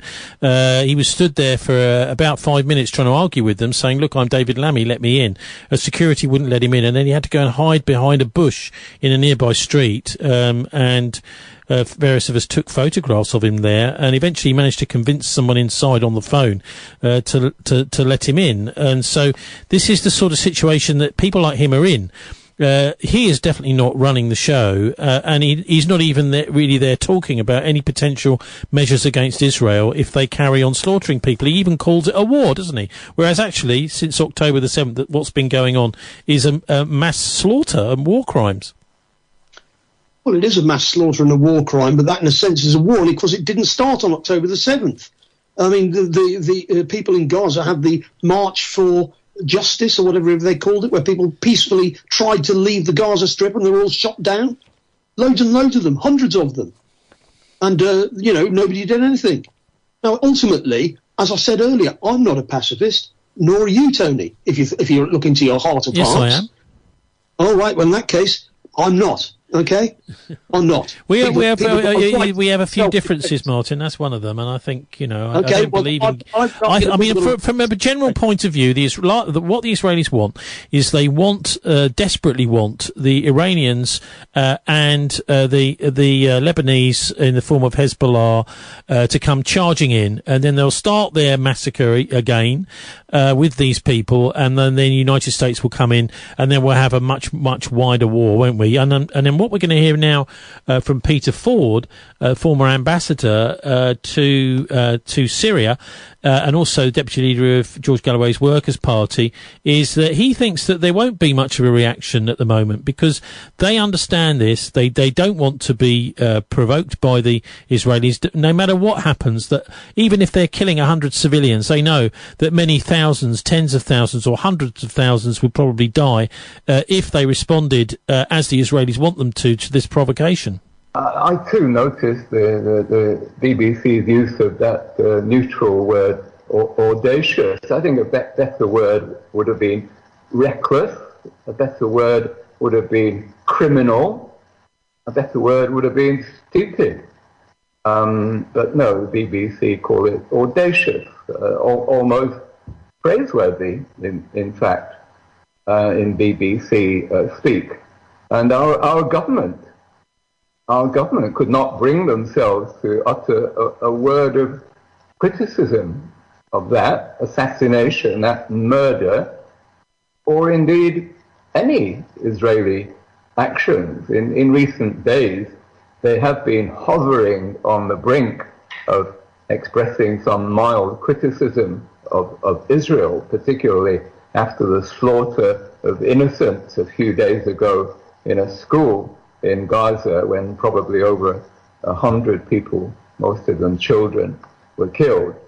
But they play with words in the Foreign Office way, with which I'm very familiar. So the Foreign Office wouldn't actually condemn Israel. They condemned the loss of life. They condemned the tragic loss of life without saying who was the perpetrator. I used to be paid good money to come up with weasel words like that. I recognize it immediately. They're trying to throw sand in people's eyes, putting it about quietly that they are in practice limiting arms sales to Israel, but officially there's no change. And this is the key operative question at the moment for the British government. Will you, or are you, stopping arms sales to Israel, which are directly involved in the bombing by F-35 planes, which includes about 15% British components? Will they institute immediately no more shilly-shallying, an arms embargo? And the current answer is no. And they're getting away with it.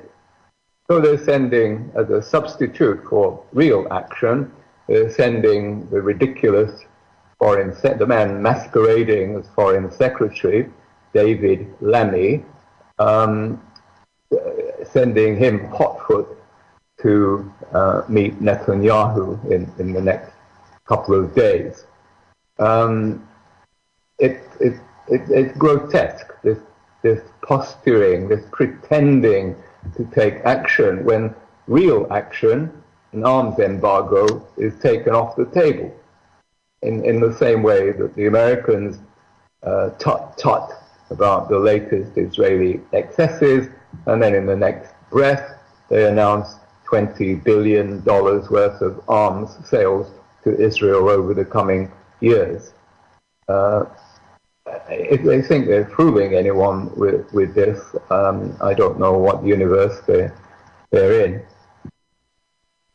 So that's the former British ambassador to Syria and Bahrain, Peter Ford, there speaking to me earlier this week about the situation with Lammy's visit particularly, and specifically the actions of the Israelis, the assassination over in Tehran the other week of the chief negotiator.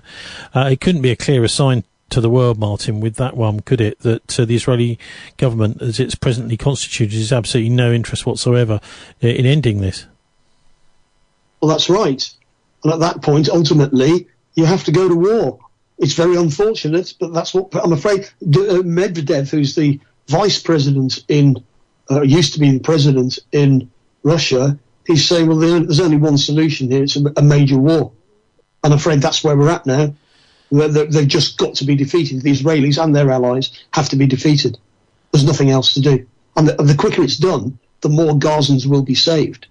They need to be hitting Israeli forces surrounding Gaza. They can't attack Gaza directly because they're going to kill civilians if they do. But they must have bases not far away. They've been moving forces from Gaza up to the north to try and get them closer to Hezbollah. But I mean, you've got the Russian Air Force based in Syria. And, of course, the Israelis have not been fighting in the Ukraine for the last 3 or 4 years. The last big war they had was in 1973, and they don't know anything about how to fight a modern war, where you can't actually gather a big attacking force together because it gets mashed up straight away by directed missile strikes. They've never fought such a war. Maybe they need to fight one, and it needs to be quick, and it needs to be determined. That's me talking. What do I know? I mean, I'm not a pacifist, but I'm not a military leader, but you're neither. Well, no one's pretending we are. What do you mean? No, well, I'm just saying what I would like to see happen here now, from my point of view, is that the axis of resistance needs to get very serious about whacking the Israeli army out of existence, so they can't do this. Yeah, but they won't do that, will they? Because the Americans will come running to their assistance, won't they? Well, in that case, if the Americans and the British join and then sink their aircraft carriers, do it. The Russians can you not see how this would be just playing into the Israeli hands? Well, it would be in one way, Tony. they could start to use nuclear weapons, but maybe we need British commandos to go in there and seize their nuclear weapons. I don't know. We're fighting on the wrong side. If Akrotiri base was being used to put in a no-fly zone over Gaza, that would be a useful use for our base. That's what we used it for in Libya to overthrow Gaddafi. That's what we used it for in Serbia to overthrow Milosevic. Why don't we use it, the same base, to overthrow Netanyahu? But of course we don't do that because we're on his side. He's a bigger mass murderer, far bigger mass murderer than either Gaddafi or Milosevic. Just so that when we were talking about Palestine Action and the Solidarity Campaign earlier, but something I'd not heard about is a group called Youth Demand. They're a pro-Palestinian protest group, but they're for young people.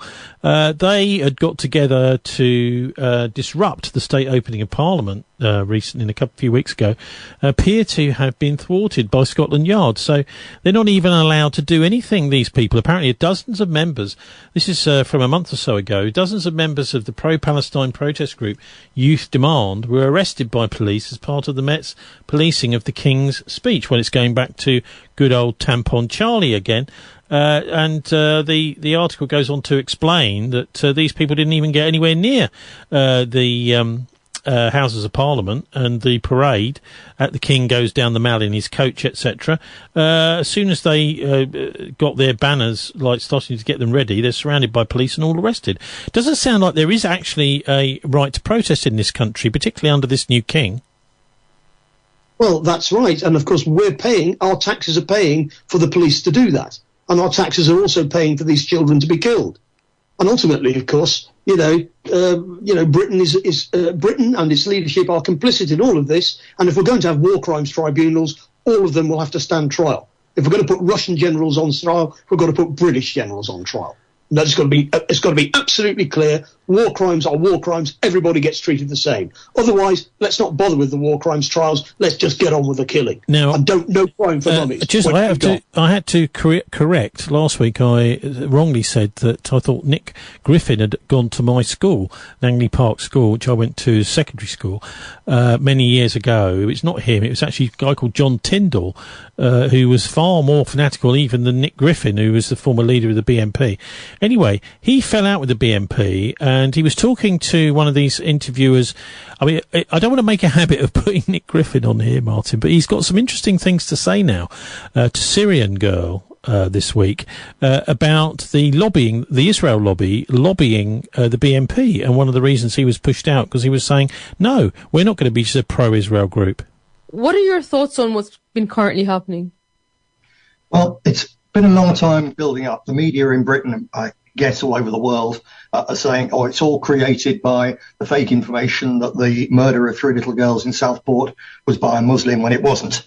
That rumour, fake news, did help to spark the initial trouble in Southport, but it's nothing to do with what's happened since. This is quite simply the British people at the end of their tether, and something has finally snapped. The deepest reason for this is that the mass immigration policies forced on the British people by successive governments, the political elite were given a very, very clear message by the Brexit vote. That was overwhelmingly get control of our borders, stop the transformation of our country. That was the instruction the British people, the biggest popular mandate in British electoral history, gave to the British political elite, change what you're doing. And they threw that back at us and they spat in our face as well. So the people really to blame. There's other factors which we'll come on to. But in the end, the people to blame for this trouble are the political elite for treating the British people, especially the white working class, with utter contempt. Basically, you voted for Brexit, I think it was in 2016, and yet nothing has developed on that front. Nothing's changed. Well, in fact, it got worse because although the British people clearly, and everyone accepts, voted for Brexit overwhelmingly over the immigration issue, the politicians' response basically was to say, well, OK, now we're leaving Europe, so we're not going to bring over Poles and Romanians anymore. But you're going to get more Africans, more Pakistanis, and more Indians. So it was really a mockery, and a very cynical and brutal mockery of the British people. Why do you think that they're doing this? I mean, how is it in their interest to do this? Oh, that's a huge thing. It's a combination of capitalism needs cheap labour. Politicians, especially Labour people, want cheap votes. The far left wanted mass immigration because it's the best way to destabilise the country and build a revolution. The cultural Marxists want to use it as a battering ram against Christian civilization, and the anti-Christian, anti-white Talmudists quite openly want to use mass immigration to breed us out of existence. You put all those things together and you've got an elite which is hell-bent. It's not just Britain, obviously. Across the whole of the white world, there's an elite which is hell-bent on getting rid of the people who actually pay their salaries. Also, I'm going to play a clip where you told us that, during your party, when you were on the rise, they asked you to stay clear of any issue other than the Islam issue. Yes, Indeed. Mm-hmm. Well, again, I hope we can do this again, and I hope we can get your Twitter account back. So. Yes. Pleasure. Great talking to you again. Let's find a solution. Okay, bye. And as you know, over the last couple of years, there's been an immense amount of effort thrown at this party and the key individuals in this party, at various local as well as national levels, to take us out of the field. Out of all the groups, the most important one by a mile was the English Defence League British Freedom Party. That was a serious, systematic, hugely funded effort by a section of the ruling elite, by this Zionist neocon clique, to dominate, to simply take over nationalism and turn it into their tool to encourage the white working class to go and fight their wars, and so that when the banking collapse comes, people are looking in the wrong direction instead of the real culprits. This party, we were approached. I was approached. We were offered money from the United States, and all they wanted was two things. They only wanted us to concentrate on Islam, and I yield to no one in my criticism of Islam and grooming. I put my neck on the line. Many of you have put your neck on the line as well. But it's not the only problem. And they wanted us only to focus on that, and it only came with one other thing. They wanted us to drop our criticism of the banking system. Those were the only two things. We had to concentrate on talking about Muslims, and we had to drop our criticism of the international banking system. And I refused, and we refused. That was in about 2007. And all hell broke loose really from that time, when systematically they tried to take this party apart. And there's the self-same people in groups, various of the so-called Tory think tank groups and so on, things like Policy Exchange, things like the Centre for Policy Studies, the self-same people who organised and ran Nothing British to devastate the BNP's electoral chances with lies in the Sun and things like that. Those self-same people were there right at the start, conspiring to create the English Defence League, then the British Freedom Party, to take real nationalism in this country and break it on the wheel, and then replace it by their puppet. Martin, he's saying a lot of nonsense there, but of course there are always some interesting little things people like this come out with. In fact, it's pernicious racist nonsense, some of it. But what he's talking about, the Zionist lobby, is really interesting. I mean, he's saying around about 2008, there was a massive battle going on within the BNP, the British National Party, the far-right British Party, racists, because there were Israelis that were saying to them, look, you're going to have to take the line that the Muslims are the real problem. Otherwise, we're going to destroy you. And they attempted to do. And of course, he was eventually kicked out because he was saying, no, we shouldn't be taking this money from the Zionist lobby. As you say, a lot of pernicious racist rubbish. This whole idea of the BNP actually being hijacked by the Zionist lobby to become rather than an anti-immigration party, to become an anti-Muslim party. Yes, they've done a very good job of that. You will find that the right wing across Europe are now firmly behind the Israelis. Tommy Robinson himself has been in the Golan Heights brandishing an Uzi submachine gun. The Golan Heights, which actually belongs to Syria, doesn't belong to the Israelis. And in actual fact, the Israelis have turned up in the Middle East and said they're taking it over. They haven't come on rubber dinghies. They've come with F-16s and tanks. And of course, this whole thing about there was more immigration coming into our country, that's because the British and the Americans forced the EU to move the EU border much more quickly than other countries in the EU wanted, right up to the Russian border, because it's all about American power and Israeli power on a global level. That's why we've had more immigration. because the British pushed the EU to open the doors by allowing all these countries quickly into the EU. As an economist, I have to tell you, I worked in Poland in the 1980s. Serious people didn't want to join the EU because you've got to wait until you're ready and you've got the right sort of... Okay, so anyway, can we just get back to Palestine, please, and get back to the Zionist lobby? So we've got a couple of clips. We've got a couple of clips. Let's get back to reality. Okay, so...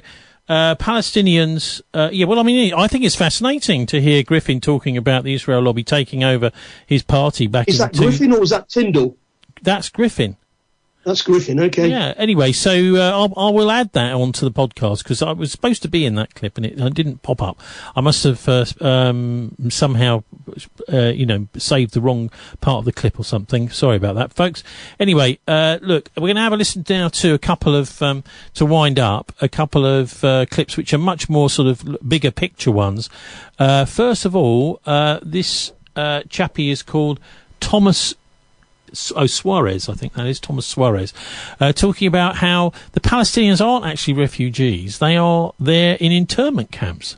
A refugee camp is a camp for people displaced by war or natural disaster on account of which are unable to return home.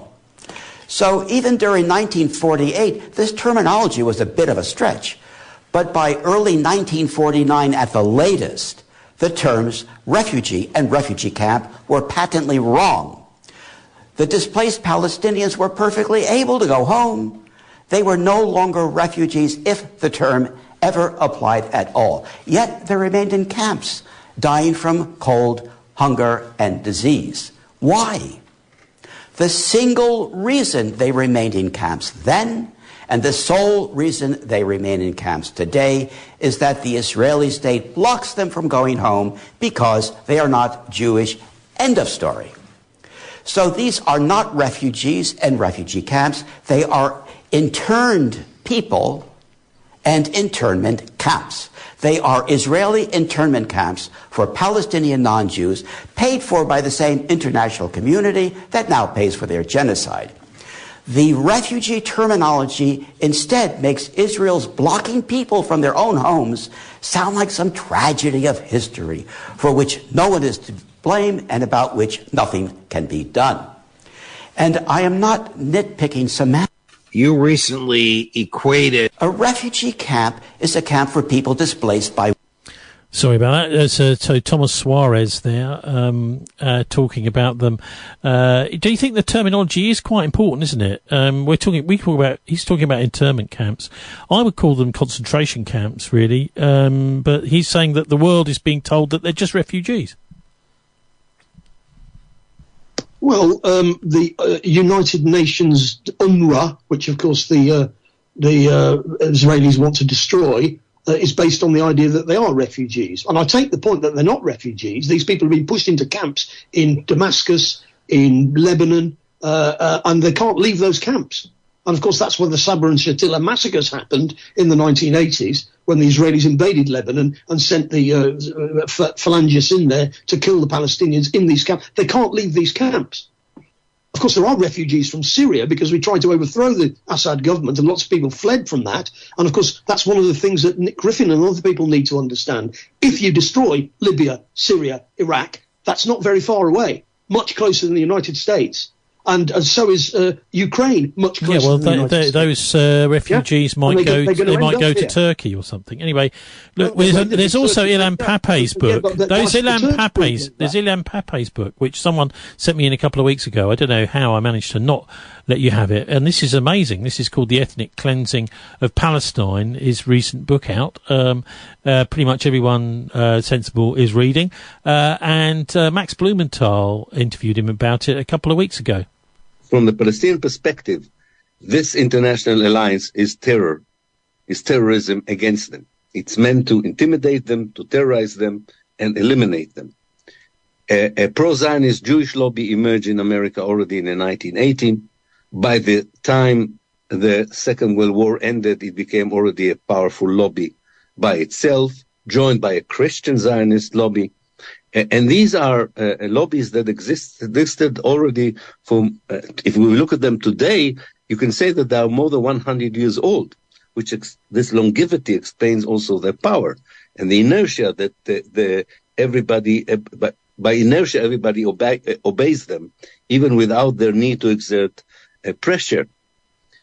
Now, if you add to this in modern time, not just the power of the United States, but the interests of multinational corporation, the high-tech industry, the military industry, the securitization industry, you can see that this global coalition continues, and this time is not just complicit in the elimination itself. Far more important, it's complicit by providing immunity and a shield for the one power that precisely does the elimination itself, which is the State of Israel. And part of this kind of elimination in our time, apart from the horrific genocide that we are witnessing, is trying to suppress and silence any attempt to show this complicity, any attempt to show the essence of Zionism, the dehumanization of Zionism, to protect this fabricated charade and narrative that actually here you have a civilized democratic state that doing self-defense, and the collateral damage is the elimination of the Palestinians. And in order to protect that narrative, you want to silence, whether it's to try to silence me in the United States, or to silence Max, or to silence any one of us. And what is so absurd, and with this I will come to a conclusion, what is so absurd that while we are watching daily on our small screen and big screen the genocide in Palestine, this attempt to justify the global coalition that enables that kind of genocide and enabled the genocide before and the ethnic cleansing before, that coalition still works, still is at work despite everything that one can see for themselves, and are either surprised or not surprised, I don't know, that still there are young people with modicum of decency in them who would build encampments on university campuses, other people who would go in masses to demonstration, and many of them would be Jews as well as Muslims and Christians. It is still surprising that there is still the sense among those who are part of that global Israel coalition that they can still convey their destructive support for the destruction of the Palestinian through a discourse of democracy, civilization, self-defense, and so on. The gap between the way they talk about the reality and the reality itself has never been wider. And I think that we should tell them that we are thinking about their action as not only immoral, but also as actions of terrorism.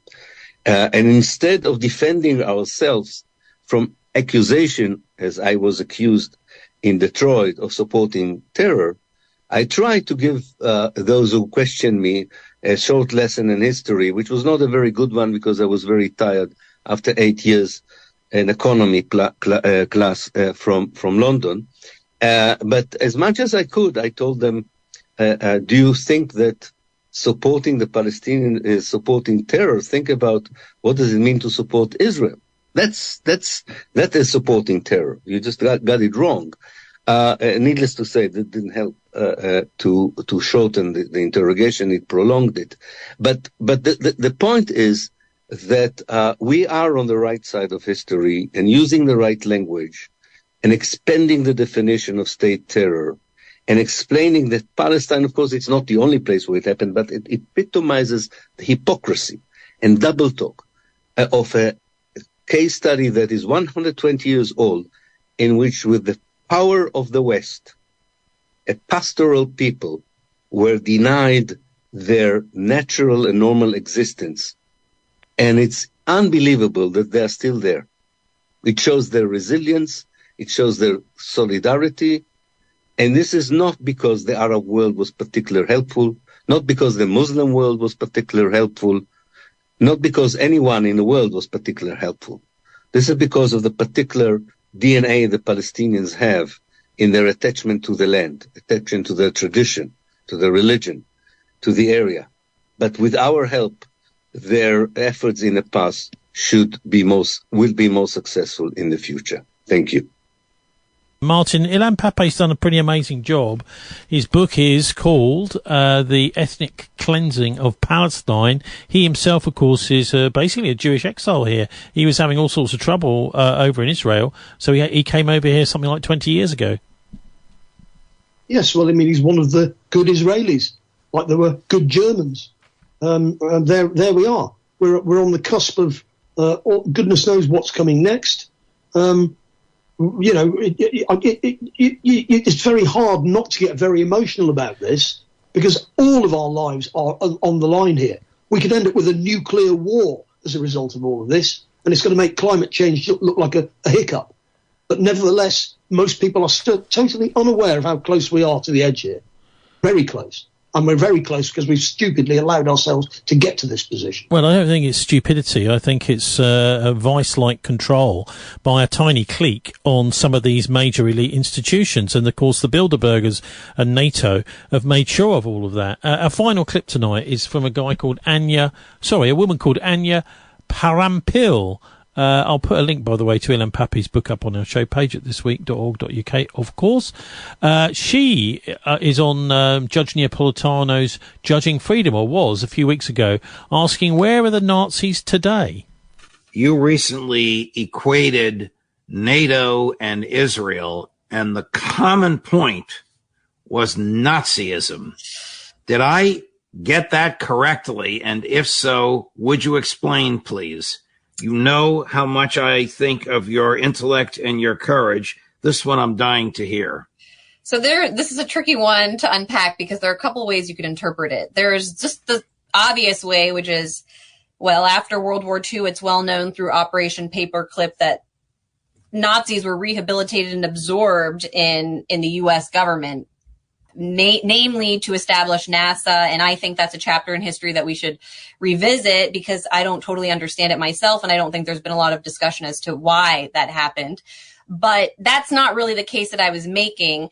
What I was thinking when I put that tweet out there is that I was watching the D-Day celebration, watching Biden turning around away from the cameras next to Macron, a lifetime banker. And that's basically the only mark on his resume that got him into the French presidency, and looking at these two celebrating the defeat of fascism and kind of scratching my head because it's 2024 and it feels to me as if fascism is alive and well. And because Nazi Germany was defeated in World War II, that term Nazi kind of became the label that we use for anything that is fascist. But in reality, the fascist ideology that we are taught, the Nazis was the heart of the Nazi party, is today I see it playing out in Israel, where there is a government that has declared that its ethno-religious ideology gives it the right to eradicate an entire population of people, other human beings living in Gaza. So I see a direct line between Zionist ideology and what we are told about Nazi ideology. Not to mention the fact that on the other side of this war in Europe, we have actual Nazi brigades fighting in the Ukrainian military alongside conscripted Ukrainian soldiers that are forced to fight, dragged into buses and into vans and forced to fight a Russian menace.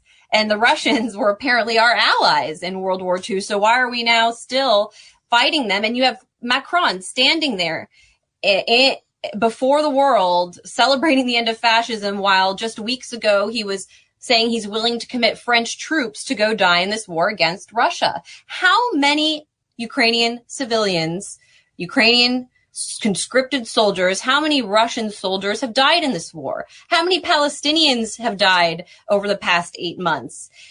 At what point do we step back and say that the same forces that we allegedly defeated, or this evil that we defeated during World War II, is still staring us straight in the face?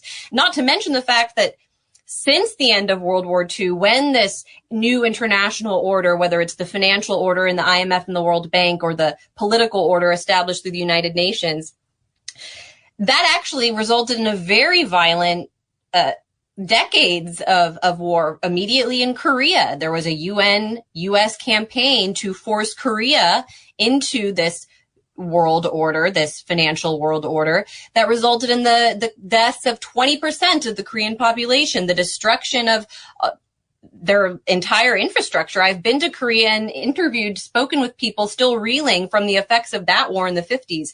That came right after the so-called defeat of fascism. What about Cambodia? What about Vietnam? It seems that there was actually a fascist march to continue to push people around the world to participate in a global financial economy based in Europe and the United States by any means necessary, mostly through death. That's the world that we've lived in since World War II. So I just feel like in 2024, I was kind of over this celebration of the defeat of fascism, because if that was the defeat of fascism, then I'm not sure what we ended up with is honestly that much better.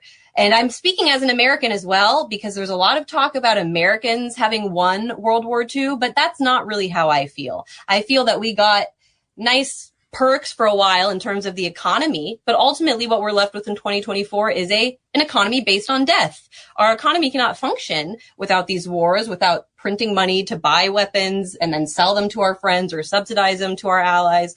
And then, such as in Ukraine or Israel. And we have, members of Congress crying because they can't get weapons passed, saying that their constituents won't be able to pay for daycare if these funding bills for weapons don't go through. I mean, what kind of economy and world is that? The reality is Americans have suffered under this. We've provided the tax money. We've provided the boys and girls that have fought in these wars for decades. So I'm just tired of hearing that we won, to be honest. That was my statement. Anya Parampil there speaking to Judge Neapolitano, and of course this chimes in with our work and my book, Martin, about the Fourth Reich being created by Bormann and Morton during World War II, manifesting itself in these Bilderberg conferences. Well, I mean, you could see it on two levels. One is this is very, the Nazism and fascism of capitalism in its final incarnation is as bad now as it was in the 30s, but it's also because the actual personnel are the same. We actually recruited a lot of Nazis. I mean, very few Japanese were punished. The Japanese have been in control of Korea since 1905. And of course, it was the Communist Party that had led the rebellion against them. But when the war ended, the West just came in and said, we're taking over here. And, of course, the Japanese have been in charge since 1905. And Vietnam, they've been in charge since 1940. The French were in charge before that. Then the French reappeared and said to the Vietnamese, no, you've got to do what we want. It seems to me pretty simple that now the generation that can remember the Second World War is dying off. Very, very few, only a handful of them left. Then it's time to for this all to resurge again. Well, I mean, she mentioned the D-Day landings there and the the commemoration of them. A few years ago, Putin was invited to that, and he got together with Angela Merkel and the then president of France, Hollande, and he said, look, why don't we get together and try and sort this business out in the Ukraine? Why don't we go to Minsk and we'll set up what's called the Normandy 4? And they got together and they came up with a plan to end the war in the Ukraine. And Russia signed up to that along with the Germans and the French. And the whole point of it was to keep the British and the Americans and the Germans, the rest of them out of it, the Anglos. But, of course, it turned out that was just a cheat, as both Merkel and Hollande subsequently said, well, we were lying. Finally, can I just ask you what you make of this sort of big question of the week, which is, if this is the last gasp in Ukraine, are we looking at something to ignite a much bigger war in the Middle East? Well, it's not really necessarily up to some great power to decide all of this. The run-up to World War I, everybody, even as it came along, they were thinking, well, they had telegraphs in those days. Can you just answer, basically yes or no? We're about to have a big war. That's what Medvedev has said. In actual fact, it's about time we had a big war, Tony, but the West must lose, and they must lose quickly. And that means that the Russian, I mean, in Russia, Putin is under pressure. Finish them off now. Finish them off. That's the pressure he's coming under from the opposition. That's the real world. Somebody should tell Keir Starmer. Yes, right. Anyway, we're finishing this week with a ode from Patrizia Opulenza, which is about, well, you can work it out for yourself, the Games of Honour, it says here. The Olympics is over. Yikes, what a disgrace. Debauchery, tomfoolery and punches in face. Inversion conversions wherever we look, to ceremony perverted, come hook or by crook. Chromosomes don't lie, regardless of breasts. Dresses or makeup, regardless of tests. Gender is gender, regardless of woke. A woman is a woman and a man is a bloke. The return match is here. These para games will begin. The Paralympics, where the aim is to win. 11 days of wonder. 1,000 torch-bearers au fait. Pass the flame around in relay for 4 days, come what may. 4,400 will compete in these games. Events 548 with lots of spare change. Games of endurance, of strength and goodwill. Feats of raw passion, competition and skill. Years of hard training on finish lines will stand. Medals plus honour for each woman and each man. The Paralympics, from impossible to possible. I can. Thank you very much, Patricia. Yes, I do much prefer the Paralympics to the actual Olympics themselves. It sounds like you do. Time to sign off now. Thanks to Irish Republican Labour activist Martin Summers, also to Warren Thornton, and also to Martin Smith, we heard on the show earlier on, and of course to sound engineer Dave Bazanko. Download our MP3s to listen in the car or anywhere you like, and follow Tony Gosling Censored on Telegram if you dare. Do please send me interviews and story tips on Not the BCFM Politics show page. You can comment there, and the comments were stored up for a few weeks, but I managed to lot them through last week. I don't know why it started storing. Anyway, this is the way this tech works. Sometimes you think it's going to do something, it does something else. Anyway, you'll also find the podcast, full-length interview, story tips and comment page, and our email addresses. You can subscribe to my free weekly newsletter if you can afford it. You can also donate or even set up a small monthly sub at thisweek.org.uk. This show's repeated at 11 p.m. Fridays and at 11 and 5 a.m. and p.m. all week here on the talkradio.org.uk stream, over Sunday breakfast at Camberley'sRadioQUK.com. Do please make live recordings. So we've been streaming live from the Eastone Studios in Bristol on the talkradio.org.uk stream, at RadioQUK.com in Camberley, Surrey, and at DJ Plug Radio in Nuneaton, Warwickshire. Also live on the Not the BCFM Politics Show app. If you can restream us live or rebroadcast, just let me know and we'll credit you here. RadioSoapbox.com decided they're not going to stream us anymore. I was in touch with the chap I interviewed last week, and I was saying, well, it doesn't make any sense, because this is being run by you from here in Worthing, and yet it's just because your server is over in Wisconsin. I'd like to, anyway, he just decided, no, I'm not going to discuss this anymore, so we're not on that one. So that's RadioSoapbox.com for you. Maybe good parting company for a while. Here's wishing you a relaxing and enjoyable weekend away from the Empire of Lies. Do please join us for Not the BCFM Politics Show next Friday at 5. God bless, and don't let the satanic banksters get you down.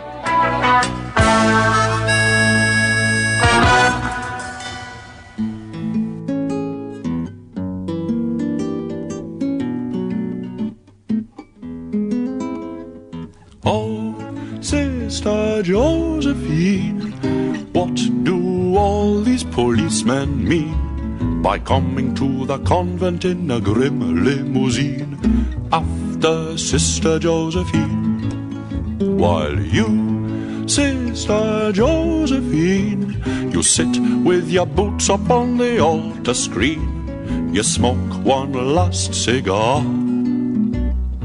What a funny nun you are. The policemen say that Josephine's a burglar in disguise, Big Bad Norman, 15 years on the run. The sisters disbelieve it, no, that can't be Josephine. Just think about her tenderness towards the younger nuns. Oh, Sister Josephine, they're searching the chapel where you've been seen. the nooks and the crannies of the nuns' canteen, after Sister Josephine. While you, Sister Josephine, you sip one farewell Benedictine before your au revoir. Right funny on you are. Admittedly, her hands are big and hairy, and embellished with a curious tattoo. Admittedly, her voice is on the deep side, and she seems to shave more often than the other sisters do. Oh, Sister Josephine, founder of the convent pontoon team, they're looking through your bundles of rare magazines after Sister Josephine. While you, Sister Josephine, you give a goodbye sniff of Benzedrine to the convent budgerigar. A bloody funny nun you are. No longer will her snores ring through the chapel during prayers, nor her lustful moanings fill the stilly night. No more empty bottles of altar wine come clunking from her cell. No longer will the cloister toilet seat stand upright. Oh, Sister Josephine, slipping through their fingers like Vaseline, leaving them to clutch your empty crinoline after Sister Josephine. While you, Sister Josephine, sprinting through the suburbs when last seen, dressed only in your wimple and your rosary, a right funny nun you seem to be.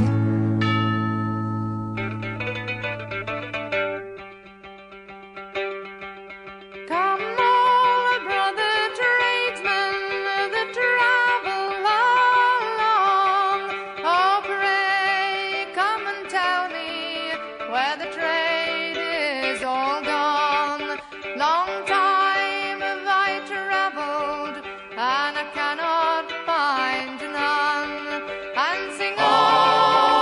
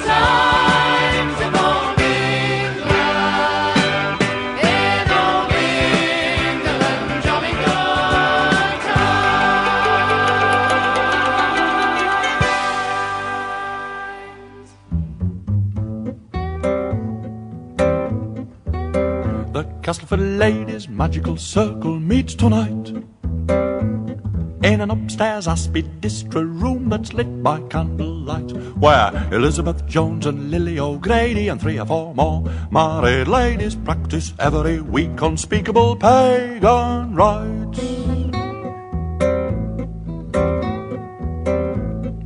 Dressed in their Sunday coats and their flower pot hats, respectable middle-aged ladies running to fat at that. There's Elizabeth Jones and Lily O'Grady and 3 or 4 more married ladies, each with a Woolworths broomstick and a tubby cat.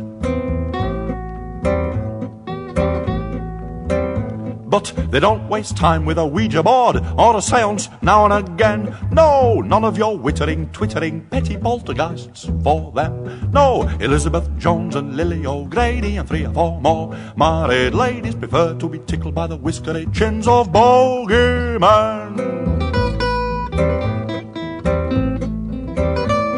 Their husbands potter at snooker down the club, unaware of the devilish jiggery poke and rub-a-dub-dub, while Elizabeth Jones and Lily O'Grady and 3 or 4 more married ladies are frantically dancing naked for Beelzebub.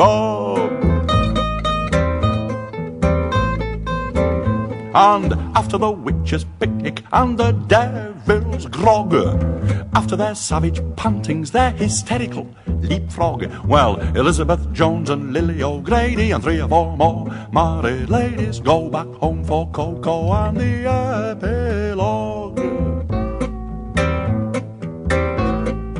So, be careful how you go of a Saturday night. If you see a little old lady passing by, it very well might be Elizabeth Jones or Lily O'Grady, or one of those satanical ladies. Their eyes are wild and bright, their cheekbones all alight. Don't go where they invite, because the Castleford Ladies' magical circle meets tonight.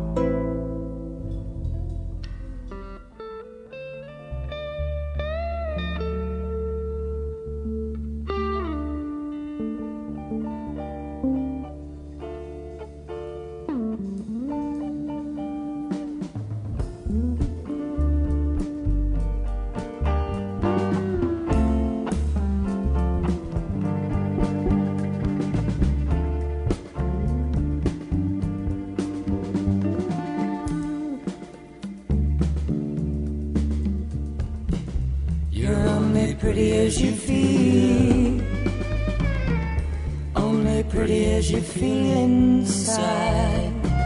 You're only pretty as you feel, just as pretty as you feel inside.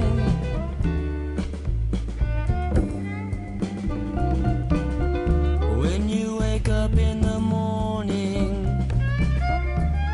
rub some sleep from your eye.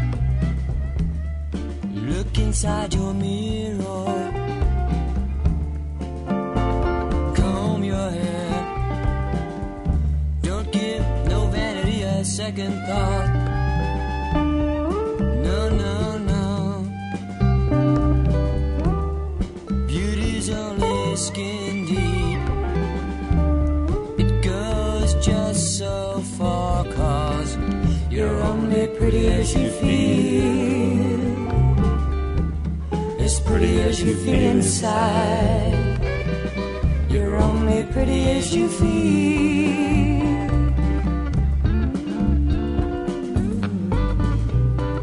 So girl, don't hang yourself up on no plastic face.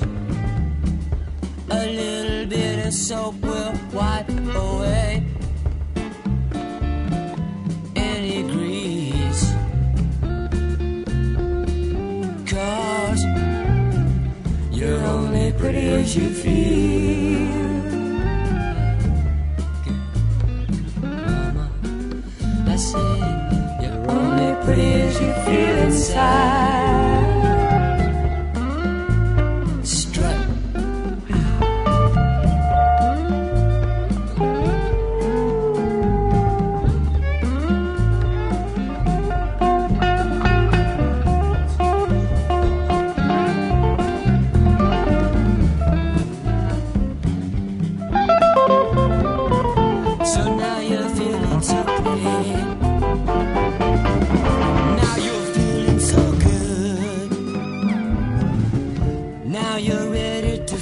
taste the world.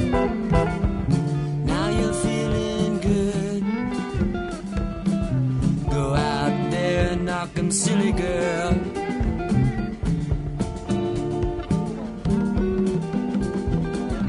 Go out there, show 'em how to thrill.